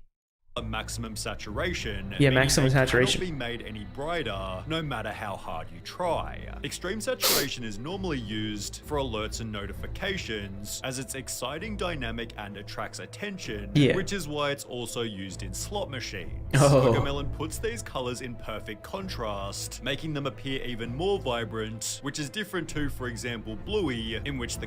Look at the difference, see? You can see how much bluer this is as the sky here.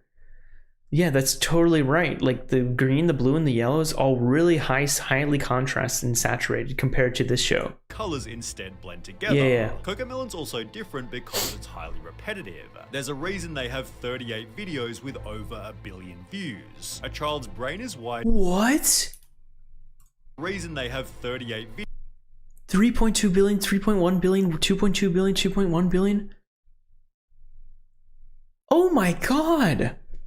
I didn't know it was that popular. What the fuck? I'm speechless. That's what? How many subscribers does Cocomelon have? Hold on a second.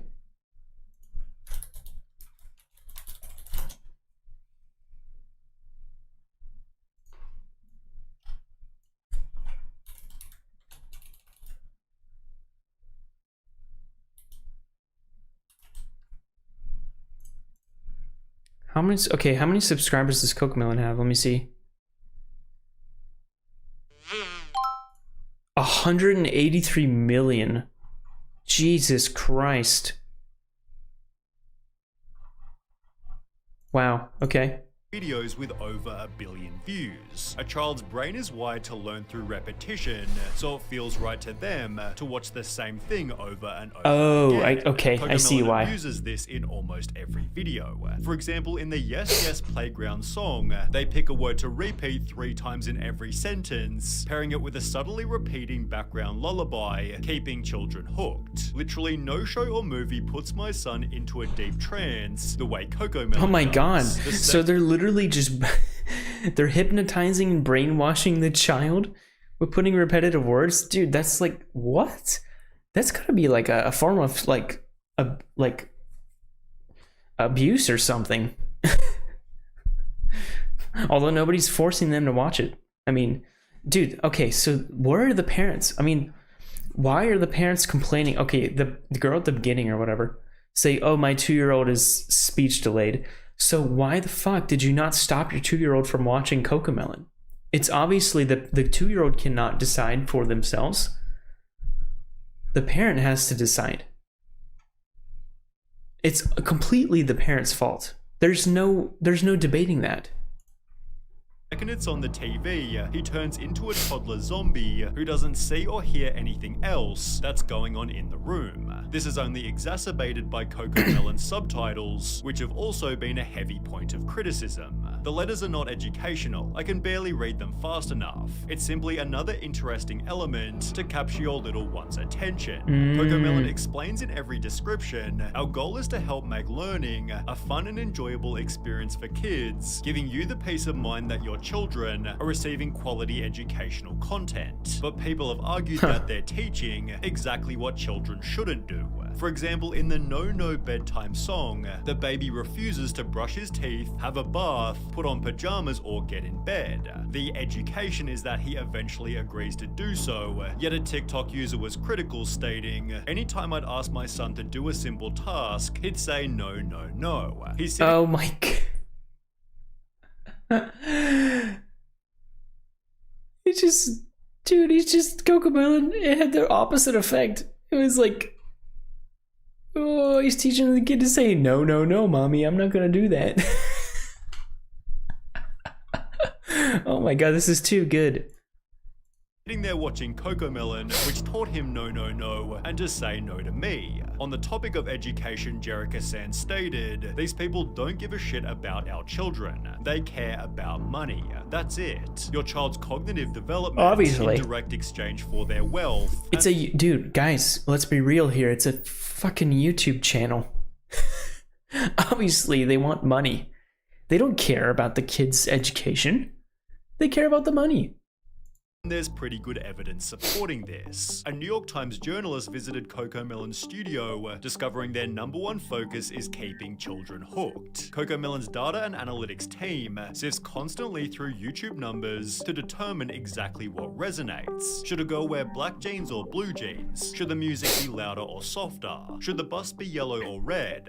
Hey, it's exactly what like Mr. Beast does with YouTube videos, and like he basically test different colors and see what the numbers is, or test different things, like with a thumbnail, for example. You have the test now where you can have 3 thumbnails, or there's like thumbnailtest.com, which allows you to have like run 10 thumbnails at the same time and see which one is working best, which one has the most impressions.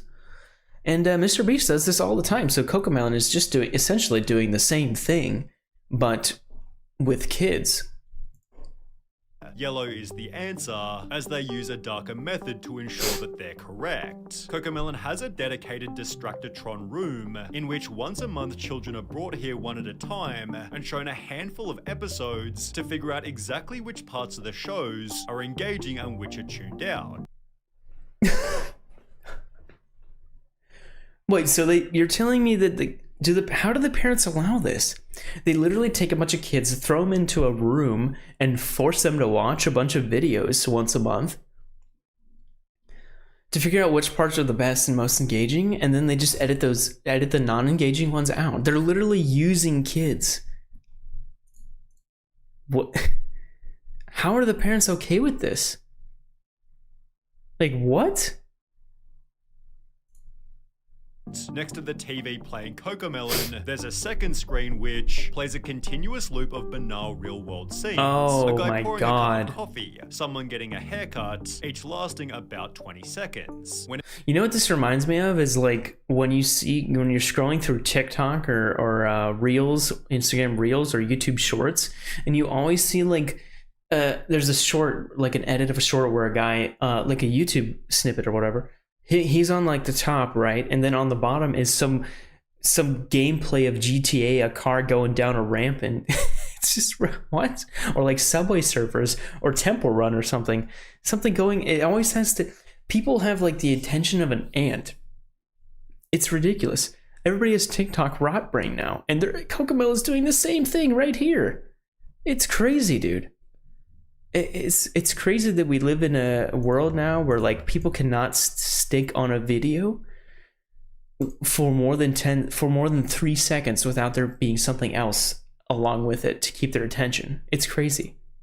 Whenever a youngster looks away from the Moonbug show to glimpse the Distractotron, a note is Oh jotted my God. down. We can see what they're looking at and the exact moment when they got distracted. Therefore, education clearly isn't the primary goal. Keeping kids' attention is, and this is proven by Cocomelon's most addictive element, rapid camera cutting. It's crazy how many times the frame changes on Cocomelon. It's the same type of addicting behavior that we experience on a TikTok binge. Yep. It's the quick change of frame that releases that dopamine and makes the videos addicting to watch. Count the seconds between a change of frame. It's basically the same thing as Cocomelon is Mr. Beast for kids. Like, it's retention editing is what it's called.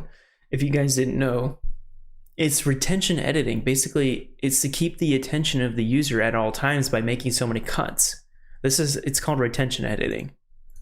Well, TikToker the Circus Brain did exactly this. He firstly counts the changes on My Little Pony, concluding there's about 6 seconds between each cut. He then compares it to Cocomelon. 1, 2, 1, 2, 3, 1, 2, 1, 2, 1. Oh my God. 1, 2, 1. 1. In her video, The Nightmare It's like 1 second. Cocomelon, Savantix draws a similar conclusion. She found that 96% of the shots in Baby Shark were shorter than 2 seconds. She then compares 4 different animated shows, again finding Cocomelon has the shorter shots. The longest shot on a Cocomelon video was 6 seconds. The That's pretty longest shot long. on Arcane was 8 seconds. The longest shot on Bluey was 27 seconds. And the longest shot on Encanto was 18 seconds. Which, when combined with every other element, creates some terrifying statistics. Dr. Kristen Summer explained that when showing an infant normal video content, they'll focus on the screen just 11% of the time. However, when the video is instead switched to Cocomelon, their screen engagement skyrockets to a whopping 74%. What? So that's like them watching my content, 11% of the retention. And then they'll just 74%. That's like 63% increase. What the fuck? That's insane, dude. This therefore produces stories such as this. I used to volunteer for a preschool and they had song time. A Cocomelon video came on and all of the tots stopped what they were doing, put down their cheese crackers, and remained fixated on the screen for the duration of the video. It was honestly kind of terrifying. YouTuber Saberspark shared his own personal anecdote. He asked to watch a Disney movie with his 2 younger cousins, who both completely refused, and instead spent all day glued to an iPad playing the addictive show. In Wow. Cocomelon Made My Kid a Zombie, a mother talks about her son. He would be in a daze while watching it. You could be waving your hand right in front of his face and he wouldn't move. It was almost scary. Again. What the fuck is the parent doing? The parents should be monitoring this. It's like a sad story. It's like I knew it was affecting him because he would be in a daze while watching it. She told. It's like, what? I mean, dude, you get what you deserve kind of situation. Like, stop the kid from watching Cocomelon. It's not that big of a deal. Shut the damn iPad off. It's not that hard. You have no right to be, like, saying this. I don't understand. What? Am I missing something here? I feel like It's so easy. Just it's like if it's like the same thing if somebody's like being mean to you online, all you do is just close the window. Go on to something else. This was also discovered by Sarah Mills 98, who explained when the Cocomelon addiction is so real that my 1-year-old can navigate the TV to turn it on by himself. That's scary. However, nothing shows the addiction better than the Cocomelon TikTok trend. Parents will play the show's intro loudly and video their kids sprinting toward the television, where you can witness their mood change instantly. The New York Times journalist found something similar. That's The kid in crazy. the Distractotron had shown up in the midst of a tantrum, which ended the second he heard the Cocomelon theme song. Oh It was my no God, surprise to dude. Wheeler, the head of research. 99% of kids, he said, if they're having issues when they get here, once that Cocomelon song comes on, they're like, life is okay, all is good with the world. Obviously, It's like a freaking drug. Cocomelon is like a drug, dude. It's crazy. It's like insane. It gives the kids insane dopamine rushes. I'm sure of it. It's like, oh, you're having a tantrum? Cocomelon.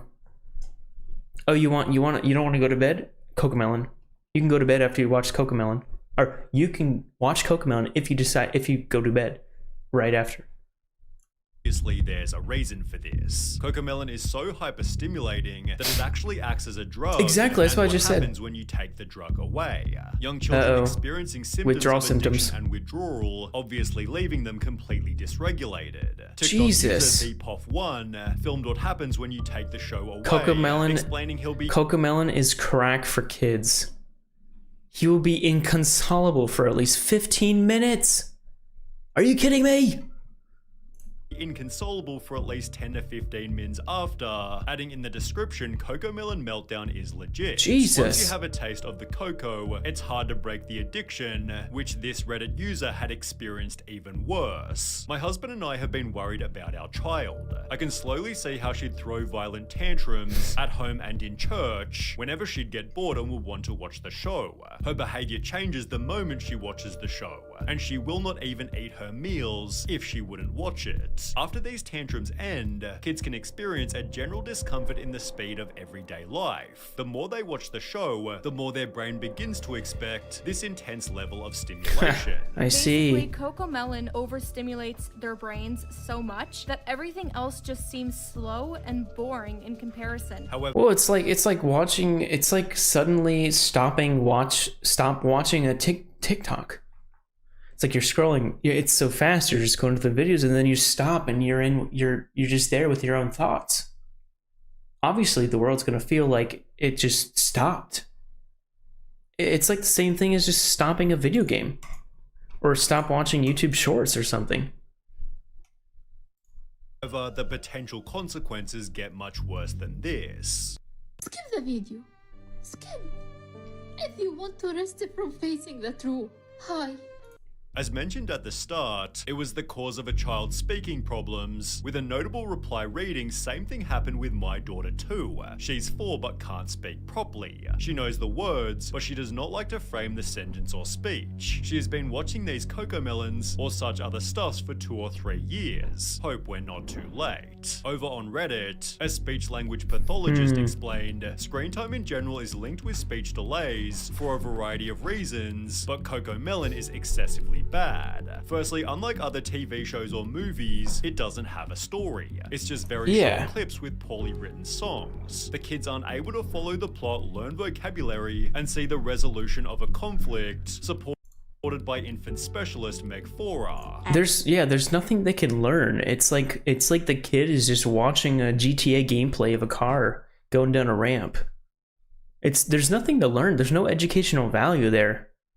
Like earlier in the video, was just saying that the kid was just saying, learn how to say no to his mother. And the problem with fast-paced TV programs is that we find that little one's language development is slower. On the Agents of Speech YouTube channel, this is again confirmed. The main problem with watching videos on the internet is that they don't know how to use the language that they learn. But he adds that 4 to 5 hours of screen time per day can make a toddler completely non-verbal. 4 to 5 hours is obviously a lot of time, but in Cocomelon made... That's not a lot of time. You should see my YouTube watch time. Dude, I'm watching like freaking 10 hours a day sometimes. It's insane. I got a YouTube addiction. And I'm not afraid to say it.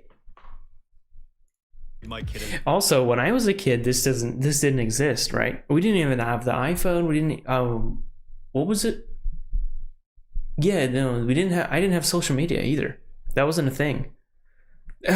I grew up, dude, when I grew up, I remember this is what we did. We went outside. We remember Halo, right? Halo, the guns and stuff. We loved Halo. We used to do LAN parties and, you know, all the good stuff. You guys know what I'm talking about.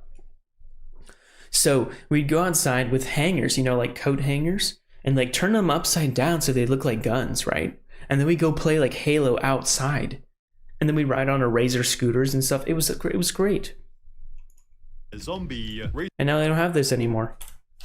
5 hours is obviously a lot of time, but in Cocomelon Made My Kid a Zombie, researchers discovered that 5-year-olds who watch more than 2 hours of TV a day tended to have lower attention spans and were 7.7 times more likely to show symptoms of ADHD. That makes sense. These screen times might be even lower for Cocomelon specifically, because as explained by Jerica Sands, not all screen time is created equal. A child who just watched 30 minutes of Cocomelon and a child who just watched 30 minutes of Trash Truck will look like a very, very different child. Thankfully, here lies a simple solution. Sierra Renee explained my 2-year-old is speech delayed and addicted to Cocomelon. Switched to Miss Rachel 2 days ago, and he's already saying more words and hasn't What's had Mrs. any Rachel? tantrums. Kim.it shared an almost identical anecdote. My 8-month-old was obsessed with Cocomelon and having bad tantrums, so I cancelled Cocomelon and only let her watch Miss Rachel, and she said her first word within the first 3 days of watching.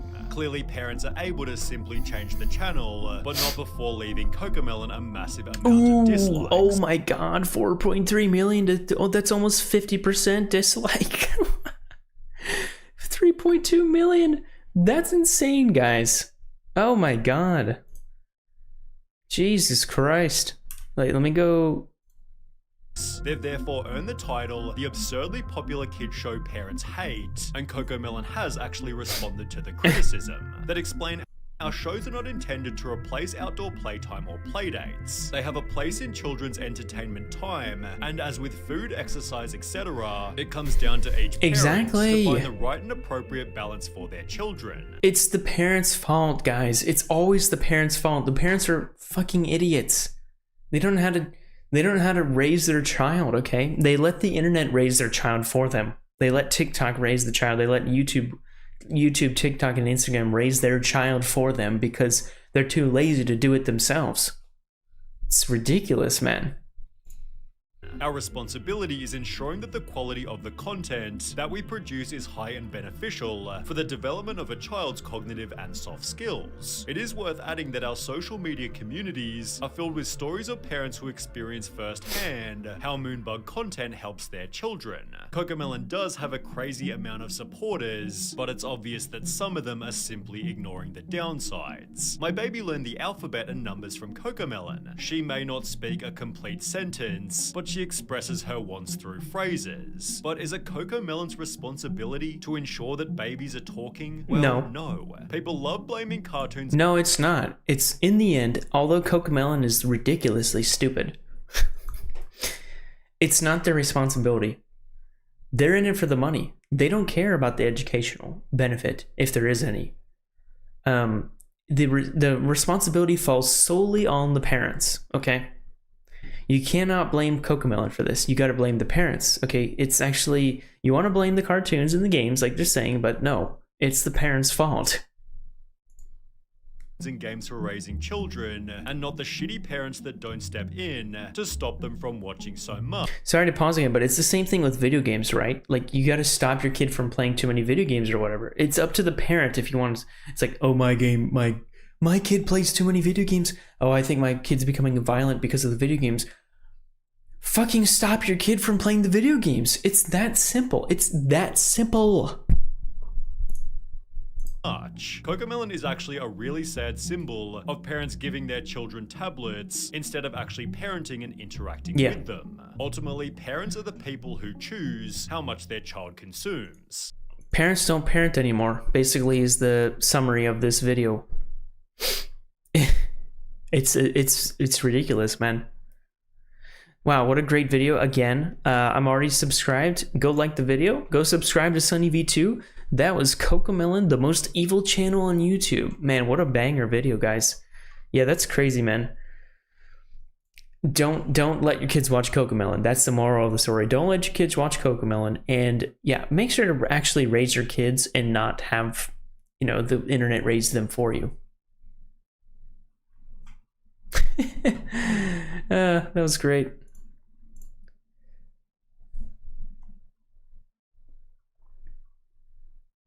That was a really good video, guys. My I like son that. is almost 2 Oops. and Hold on.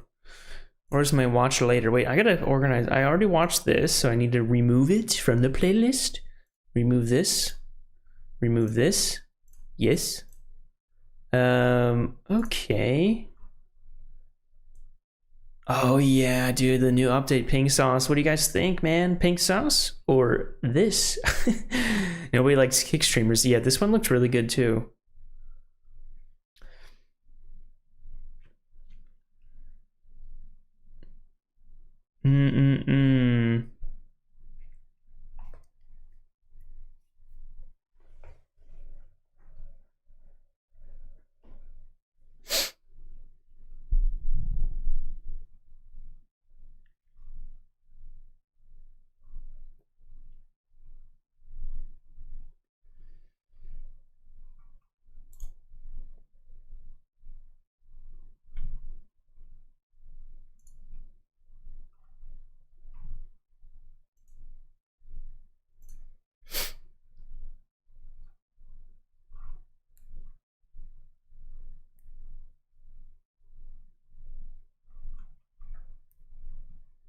What day is it today, by the way? Oh, it's Wednesday? Okay.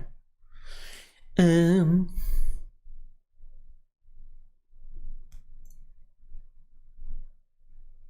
on, there's a stupid ass bot here. Let me get ban this.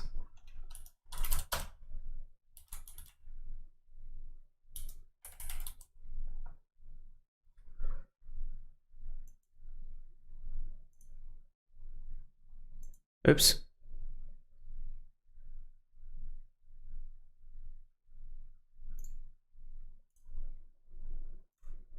Stupid. Hate those fucking bots, guys. I need a moderator to get rid of the bots for me.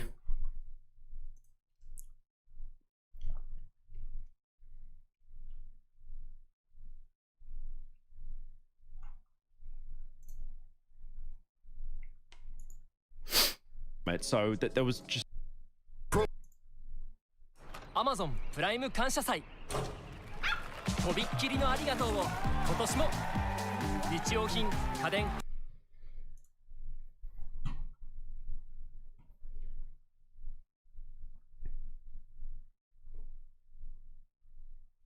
God damn, there's so many ads. What the fuck? dude. Is this the video I wanted to watch? It's good to talk about the wholesome Chungus moments. Would be separating after 5 years. No, I don't want to watch that one right now, I don't think.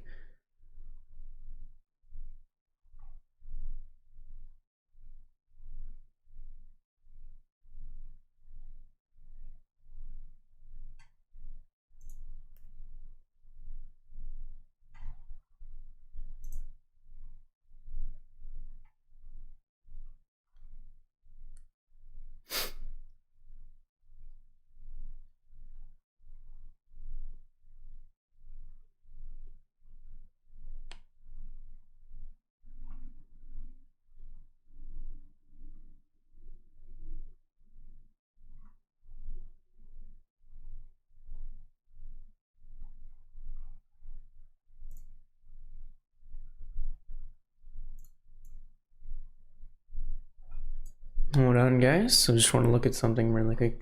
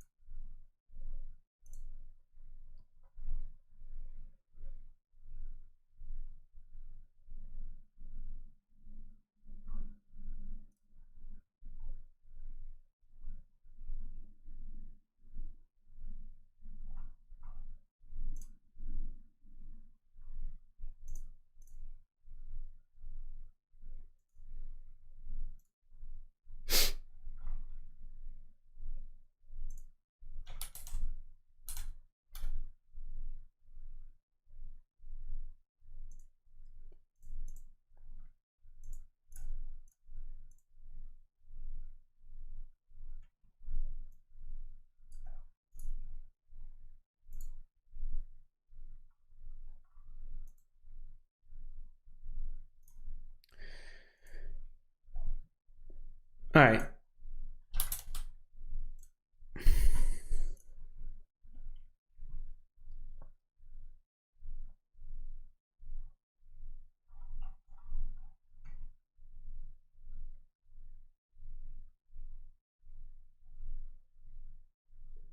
Fucking hate dating apps. Dating apps are by far the biggest waste of.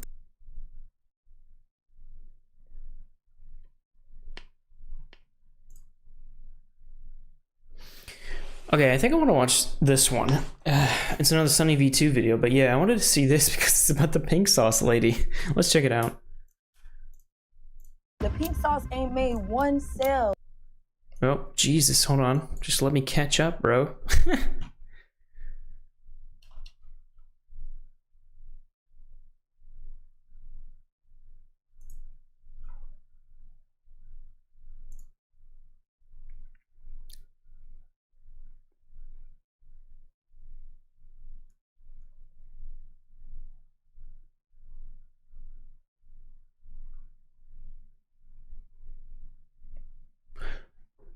All right.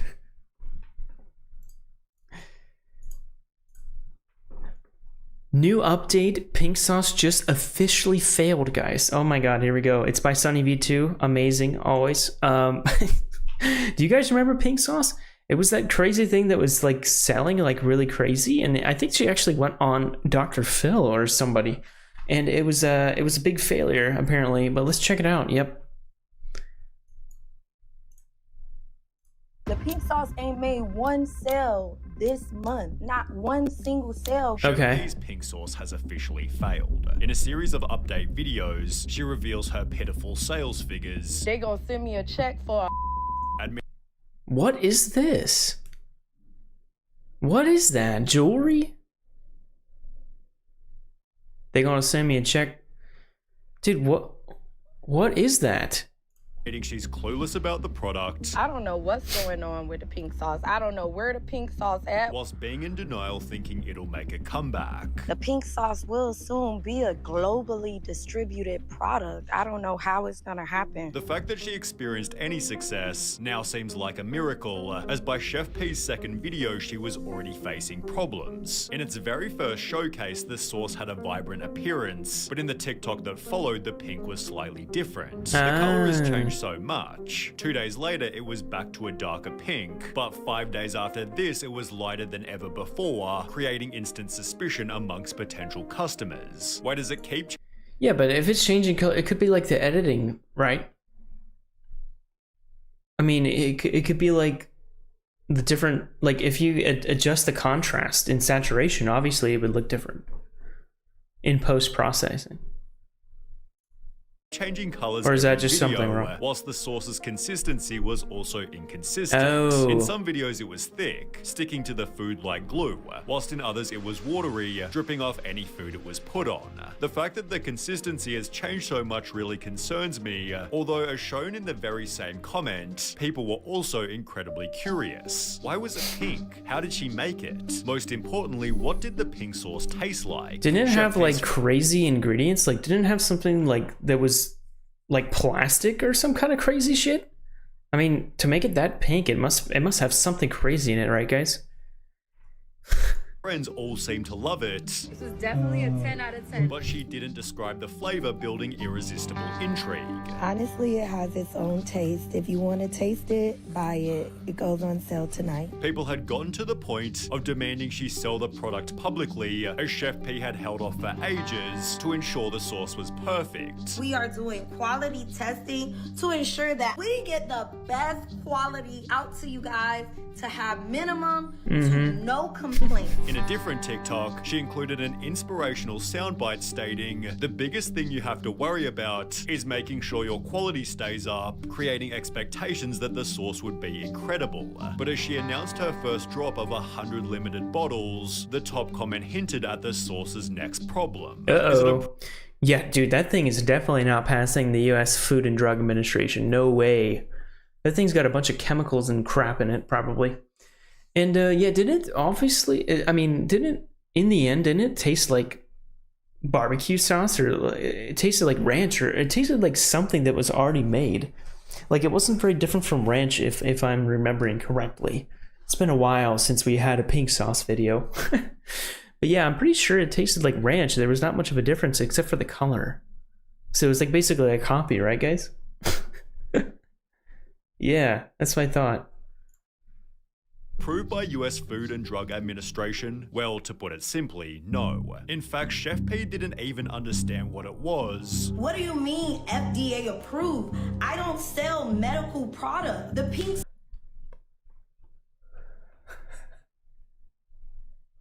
What?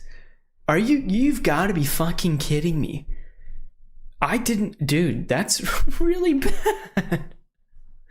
That's really bad. You don't even know what the FDA is and you're trying to sell this shit? That's very bad. You Sauce don't contribute to your. Oh my god, people are like, what? It's okay. Shit happens. This is the only the devil coming to you. You ain't afraid of jail, I see. Yeah. Health. Thinking the F in FDA stood for pharmaceutical. Oh my god, pharmaceuticals, People really out PH. here buying and eating pink sauce from a woman who doesn't even know what the F in FDA stands for. To silence the backlash, she'd host a live stream titled "The FDA is at my house." Uh-oh. Safe. We are taking the precautions. Although people found this strange. Comments read, "That's not how the FDA works, as the FDA don't do house Yeah, calls, what the fuck? forcing chef." You can actually tell, like, look at the video. We are taking the precautions. Although people found That's literally me just doing this. We are taking the precautions. She's just filming herself from a downward angle, like with her looking somewhere else, like she's talking to somebody. They don't do house calls. That's not how that works, like you said. this strange. Comments read, "That's not how the FDA works, as the FDA don't do house calls," forcing Chef P to admit she was lying. Turns out she'd been visited by Florida Health Services, which seemingly failed to make the product safer. The bottles had no nutritional info or list any of the ingredients, which Chef P still didn't disclose even after being asked. I can't tell you the ingredients that I used to make it pink, but it's pink. At a different time, she even lied about ingredients, claiming it had no garlic. The pink sauce contains 0 raw garlic ingredient. Although in a video of her making it, you can see raw garlic. What the dude, guys, look at the olive oil in that. Is that even, it's not even, is that even olive oil? What is that? In a video. Enhance. That's olive oil. That is so much olive oil. What the fuck? Are you trying to clog your arteries? And that's a lot of garlic. What are you talking about? There's no garlic. You can see raw garlic floating in the mix. People therefore stated, "Okay, but for real, what herbs are in the pink sauce? Because like I'll get some, but I don't want to have an allergic reaction." No ingredients listed sounds like a lawsuit waiting to happen if someone has an allergic reaction, forcing Chef P to reluctantly oblige. I've been seeing all the shady comments. There will be nutrition facts. Calm down. No, you kind of literally have to tell us. No, you have to tell them. There is no reluctant. There's no reluctancy, guys. You have to disclose the nutritional values as well as the ingredients used in your product, or you cannot sell it. It's not going to be FDA approved. How you made it pink, to which Chef P responded, "I don't have to do anything. Yes, you do. Of course, my package will have nutrition facts." This was confirmed as she sent her first shipment, but the top comment predicted there'd be shipping problems. "Hey, I deliver for USPS, and we kind of just shove packages into the mailbox or lockboxes. These things are probably gonna overheat and curdle or explode," which turned out to be perfectly accurate. Oh my god. Oh my god. Look at this! It don't even say pink sauce on this bitch. The sauces had been sent in the middle of summer, and after taking 2.5 weeks to arrive, many had fully exploded. What the fuck? No, ma'am, we're not trying this. Look at this. It stinks. The bottles that didn't explode were still extremely bloated. I'm just a little worried about it being swollen. I don't know if this is considered swollen or not. In which case, the pink sauce became completely rotten. It was because the product. Ew, look at that. Swollen or not. In which case, the pink sauce became completely. Oh my god, what the? That's not pink. That's like very not pink. It's like pale. It's like pale. It's like skin color. Ew, that is disgusting. Rotten. It was because the product contained milk and honey, which grew so much bacteria it expanded the bottle. So no doubt by the time you receive we got the Charlie. sauce, the milk is already spoiled. So you're basically just buying poison. A food safety expert stated, in some cases, raw honey can cause botulism, an extreme case of food poisoning. So it's no surprise that some people are reporting that they got violently ill after eating the pink sauce. One person claimed it sent her to hospital. Y'all really need to stop buying these pink sauce from that girl on TikTok. Look where Yeah. I ended up. Explaining the pink sauce gave her real bad food poisoning. It seems to be the oil that she put on that sauce didn't sit well on me, whilst a Reddit user posted a similar story. My 13-year-old daughter bought a bottle of pink sauce online without my knowledge and is now in hospital. I can't even think. Bro, you gotta really keep your kids in check. You got 13-year-old buying shit without your permission. Without your knowledge. You gotta do something about that. Straight. Chef P responded by claiming that these weren't real. People making fake reports saying that they were getting sick from the pink sauce. However, they never even made a pink sauce purchase. But with incorrectly listed ingredients, this certainly could have. Wait, whoa, let's see what we got here. Listed ingredients, this 1 teaspoon. In 1 teaspoon, guys, we have 90 calories, 1 gram of fat. Wait, what? It says 1 gram of fat, but saturated fat, trans fat, this one, this one too, has 0 gram. That doesn't add up to 1. What the fuck? Cholesterol 0. I find that hard to believe.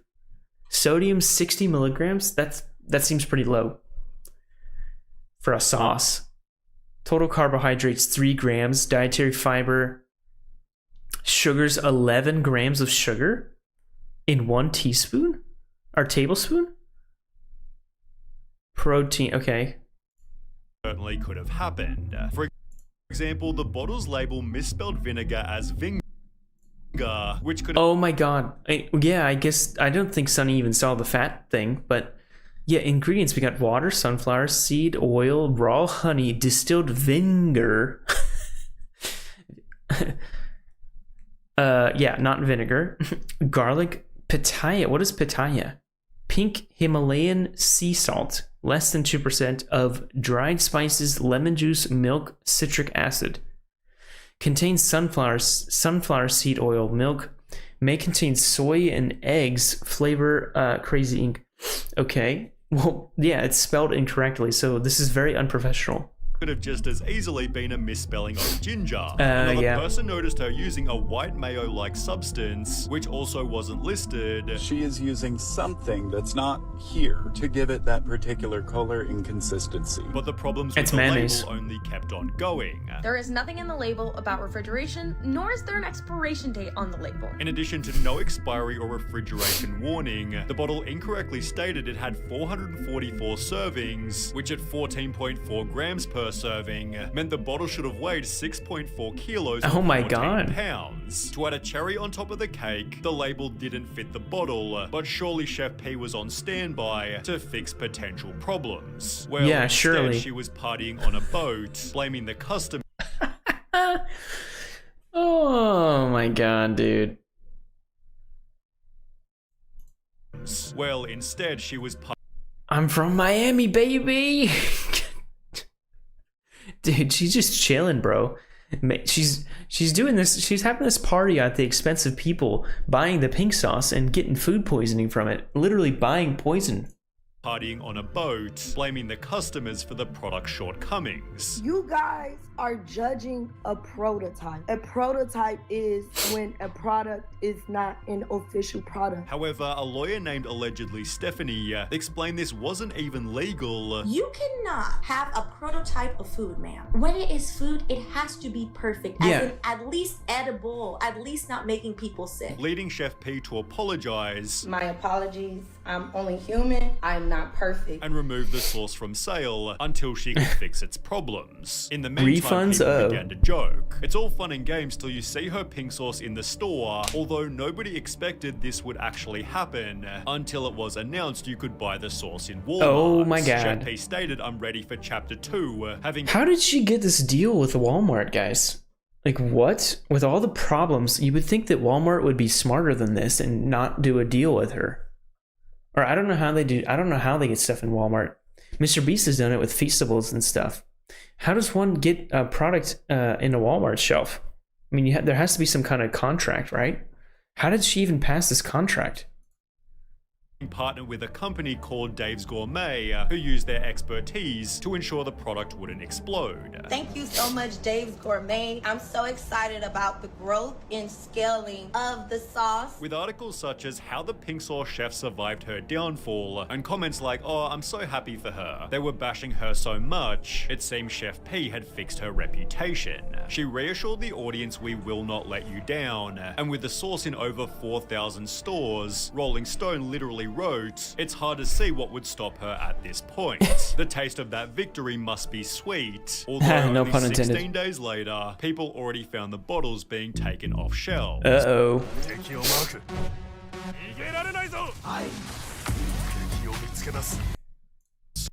People have started to post videos showing that the pink sauce is going on clearance. Which, by the way, look at this color and look at the color that the pink sauce lady showed. That is not pink. As mentioned, the Yeah, color had also that's changed yellow. dramatically. In multiple different TikToks, the contents turned a yellowish brown. In reality, it's like the same color as cane sauce. Possibly informing another massive price drop. It's funny because most of the pink sauce is on the clearance section in Walmart for 50 cents, but somehow the bottles still fell further. So a video just went viral showing the pink sauce on clearance at Walmart for just 25 cents a bottle. You can buy a gumball for that price. I would rather take the gumball than the pink sauce. I mean, fuck it.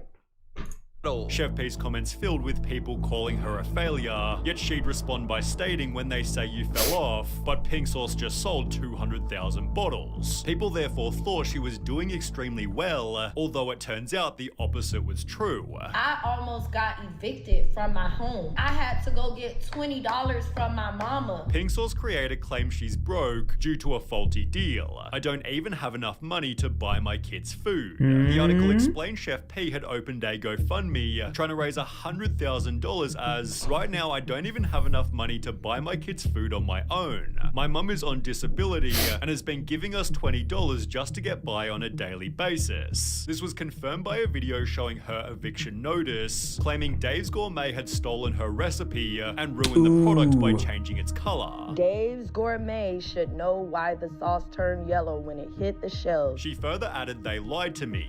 They are not paying me and are not being transparent about records. I have been silenced and financially sabotaged. They are refusing to pay me the royalty that is owed to me." These people defrauded me, so I would have to sue them for fraud. Although it turns out this was Okay. just another lie, because What? Dave's Gourmet responded, explaining they'd paid her 120 grand, which Chef P had wasted on luxury spending. Ah, Jesus Christ! That was the picture of her partying in the other section of the video, right?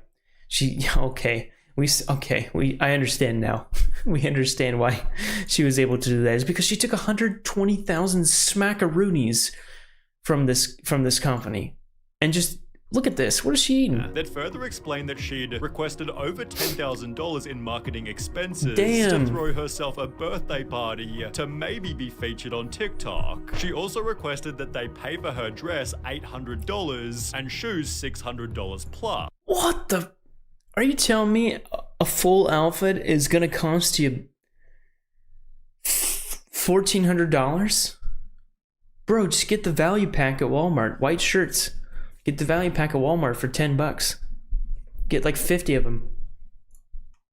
house. Chef P also attempted to submit business expense reports for personal expenses, like buying 4 pairs of sneakers or expensing her grocery bills. But when Dave's Gourmet would not approve these expenses, she got upset and never collaborated with them since. Chef P instead took her GoFundMe earnings and relaunched the pink sauce in a new powder format, which supposedly somehow completely sold out. People joke that she probably only had 10 in stock, to which Chef P angrily responded, "Thanks for keeping me on the algorithm with your meaningless comment." See, that's the first mistake she made right there. She's responding to the hate like that. She's being baited into the trap.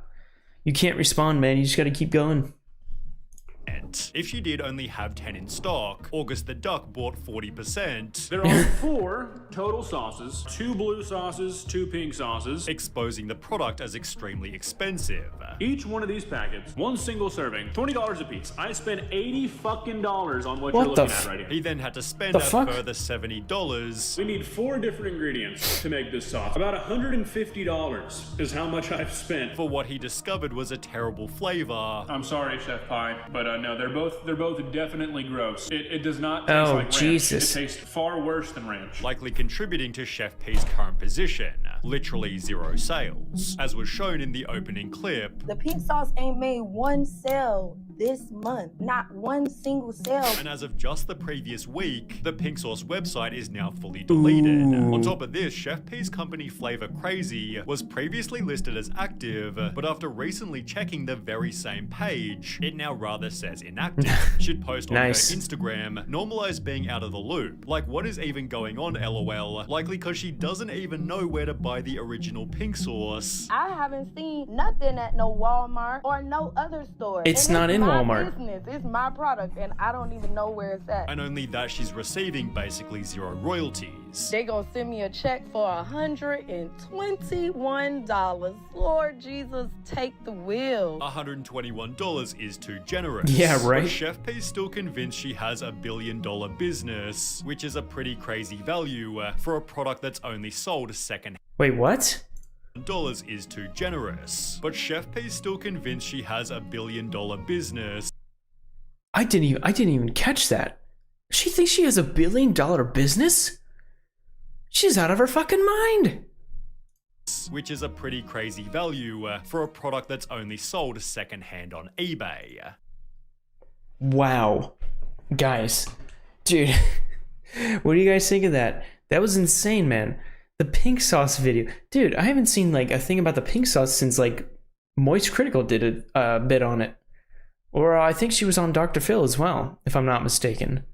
But yeah, lesson learned. Moral of the story is, yeah, if you're gonna put a product out, you need to go through the right hoops, okay? You need to get it FDA approved. You need to disclose all the nutritional facts and ingredients. Don't make spelling errors either, okay? And you need to make sure everything's accurate before you start putting it on shelves.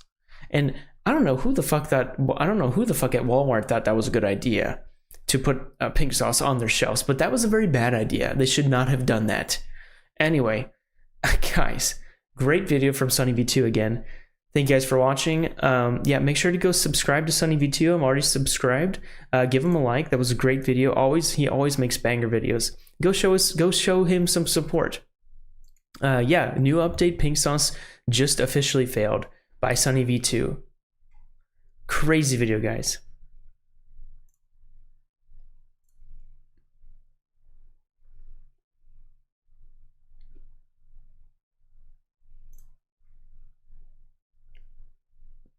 All right, let me just go back to my watch later. I'm gonna organize this here.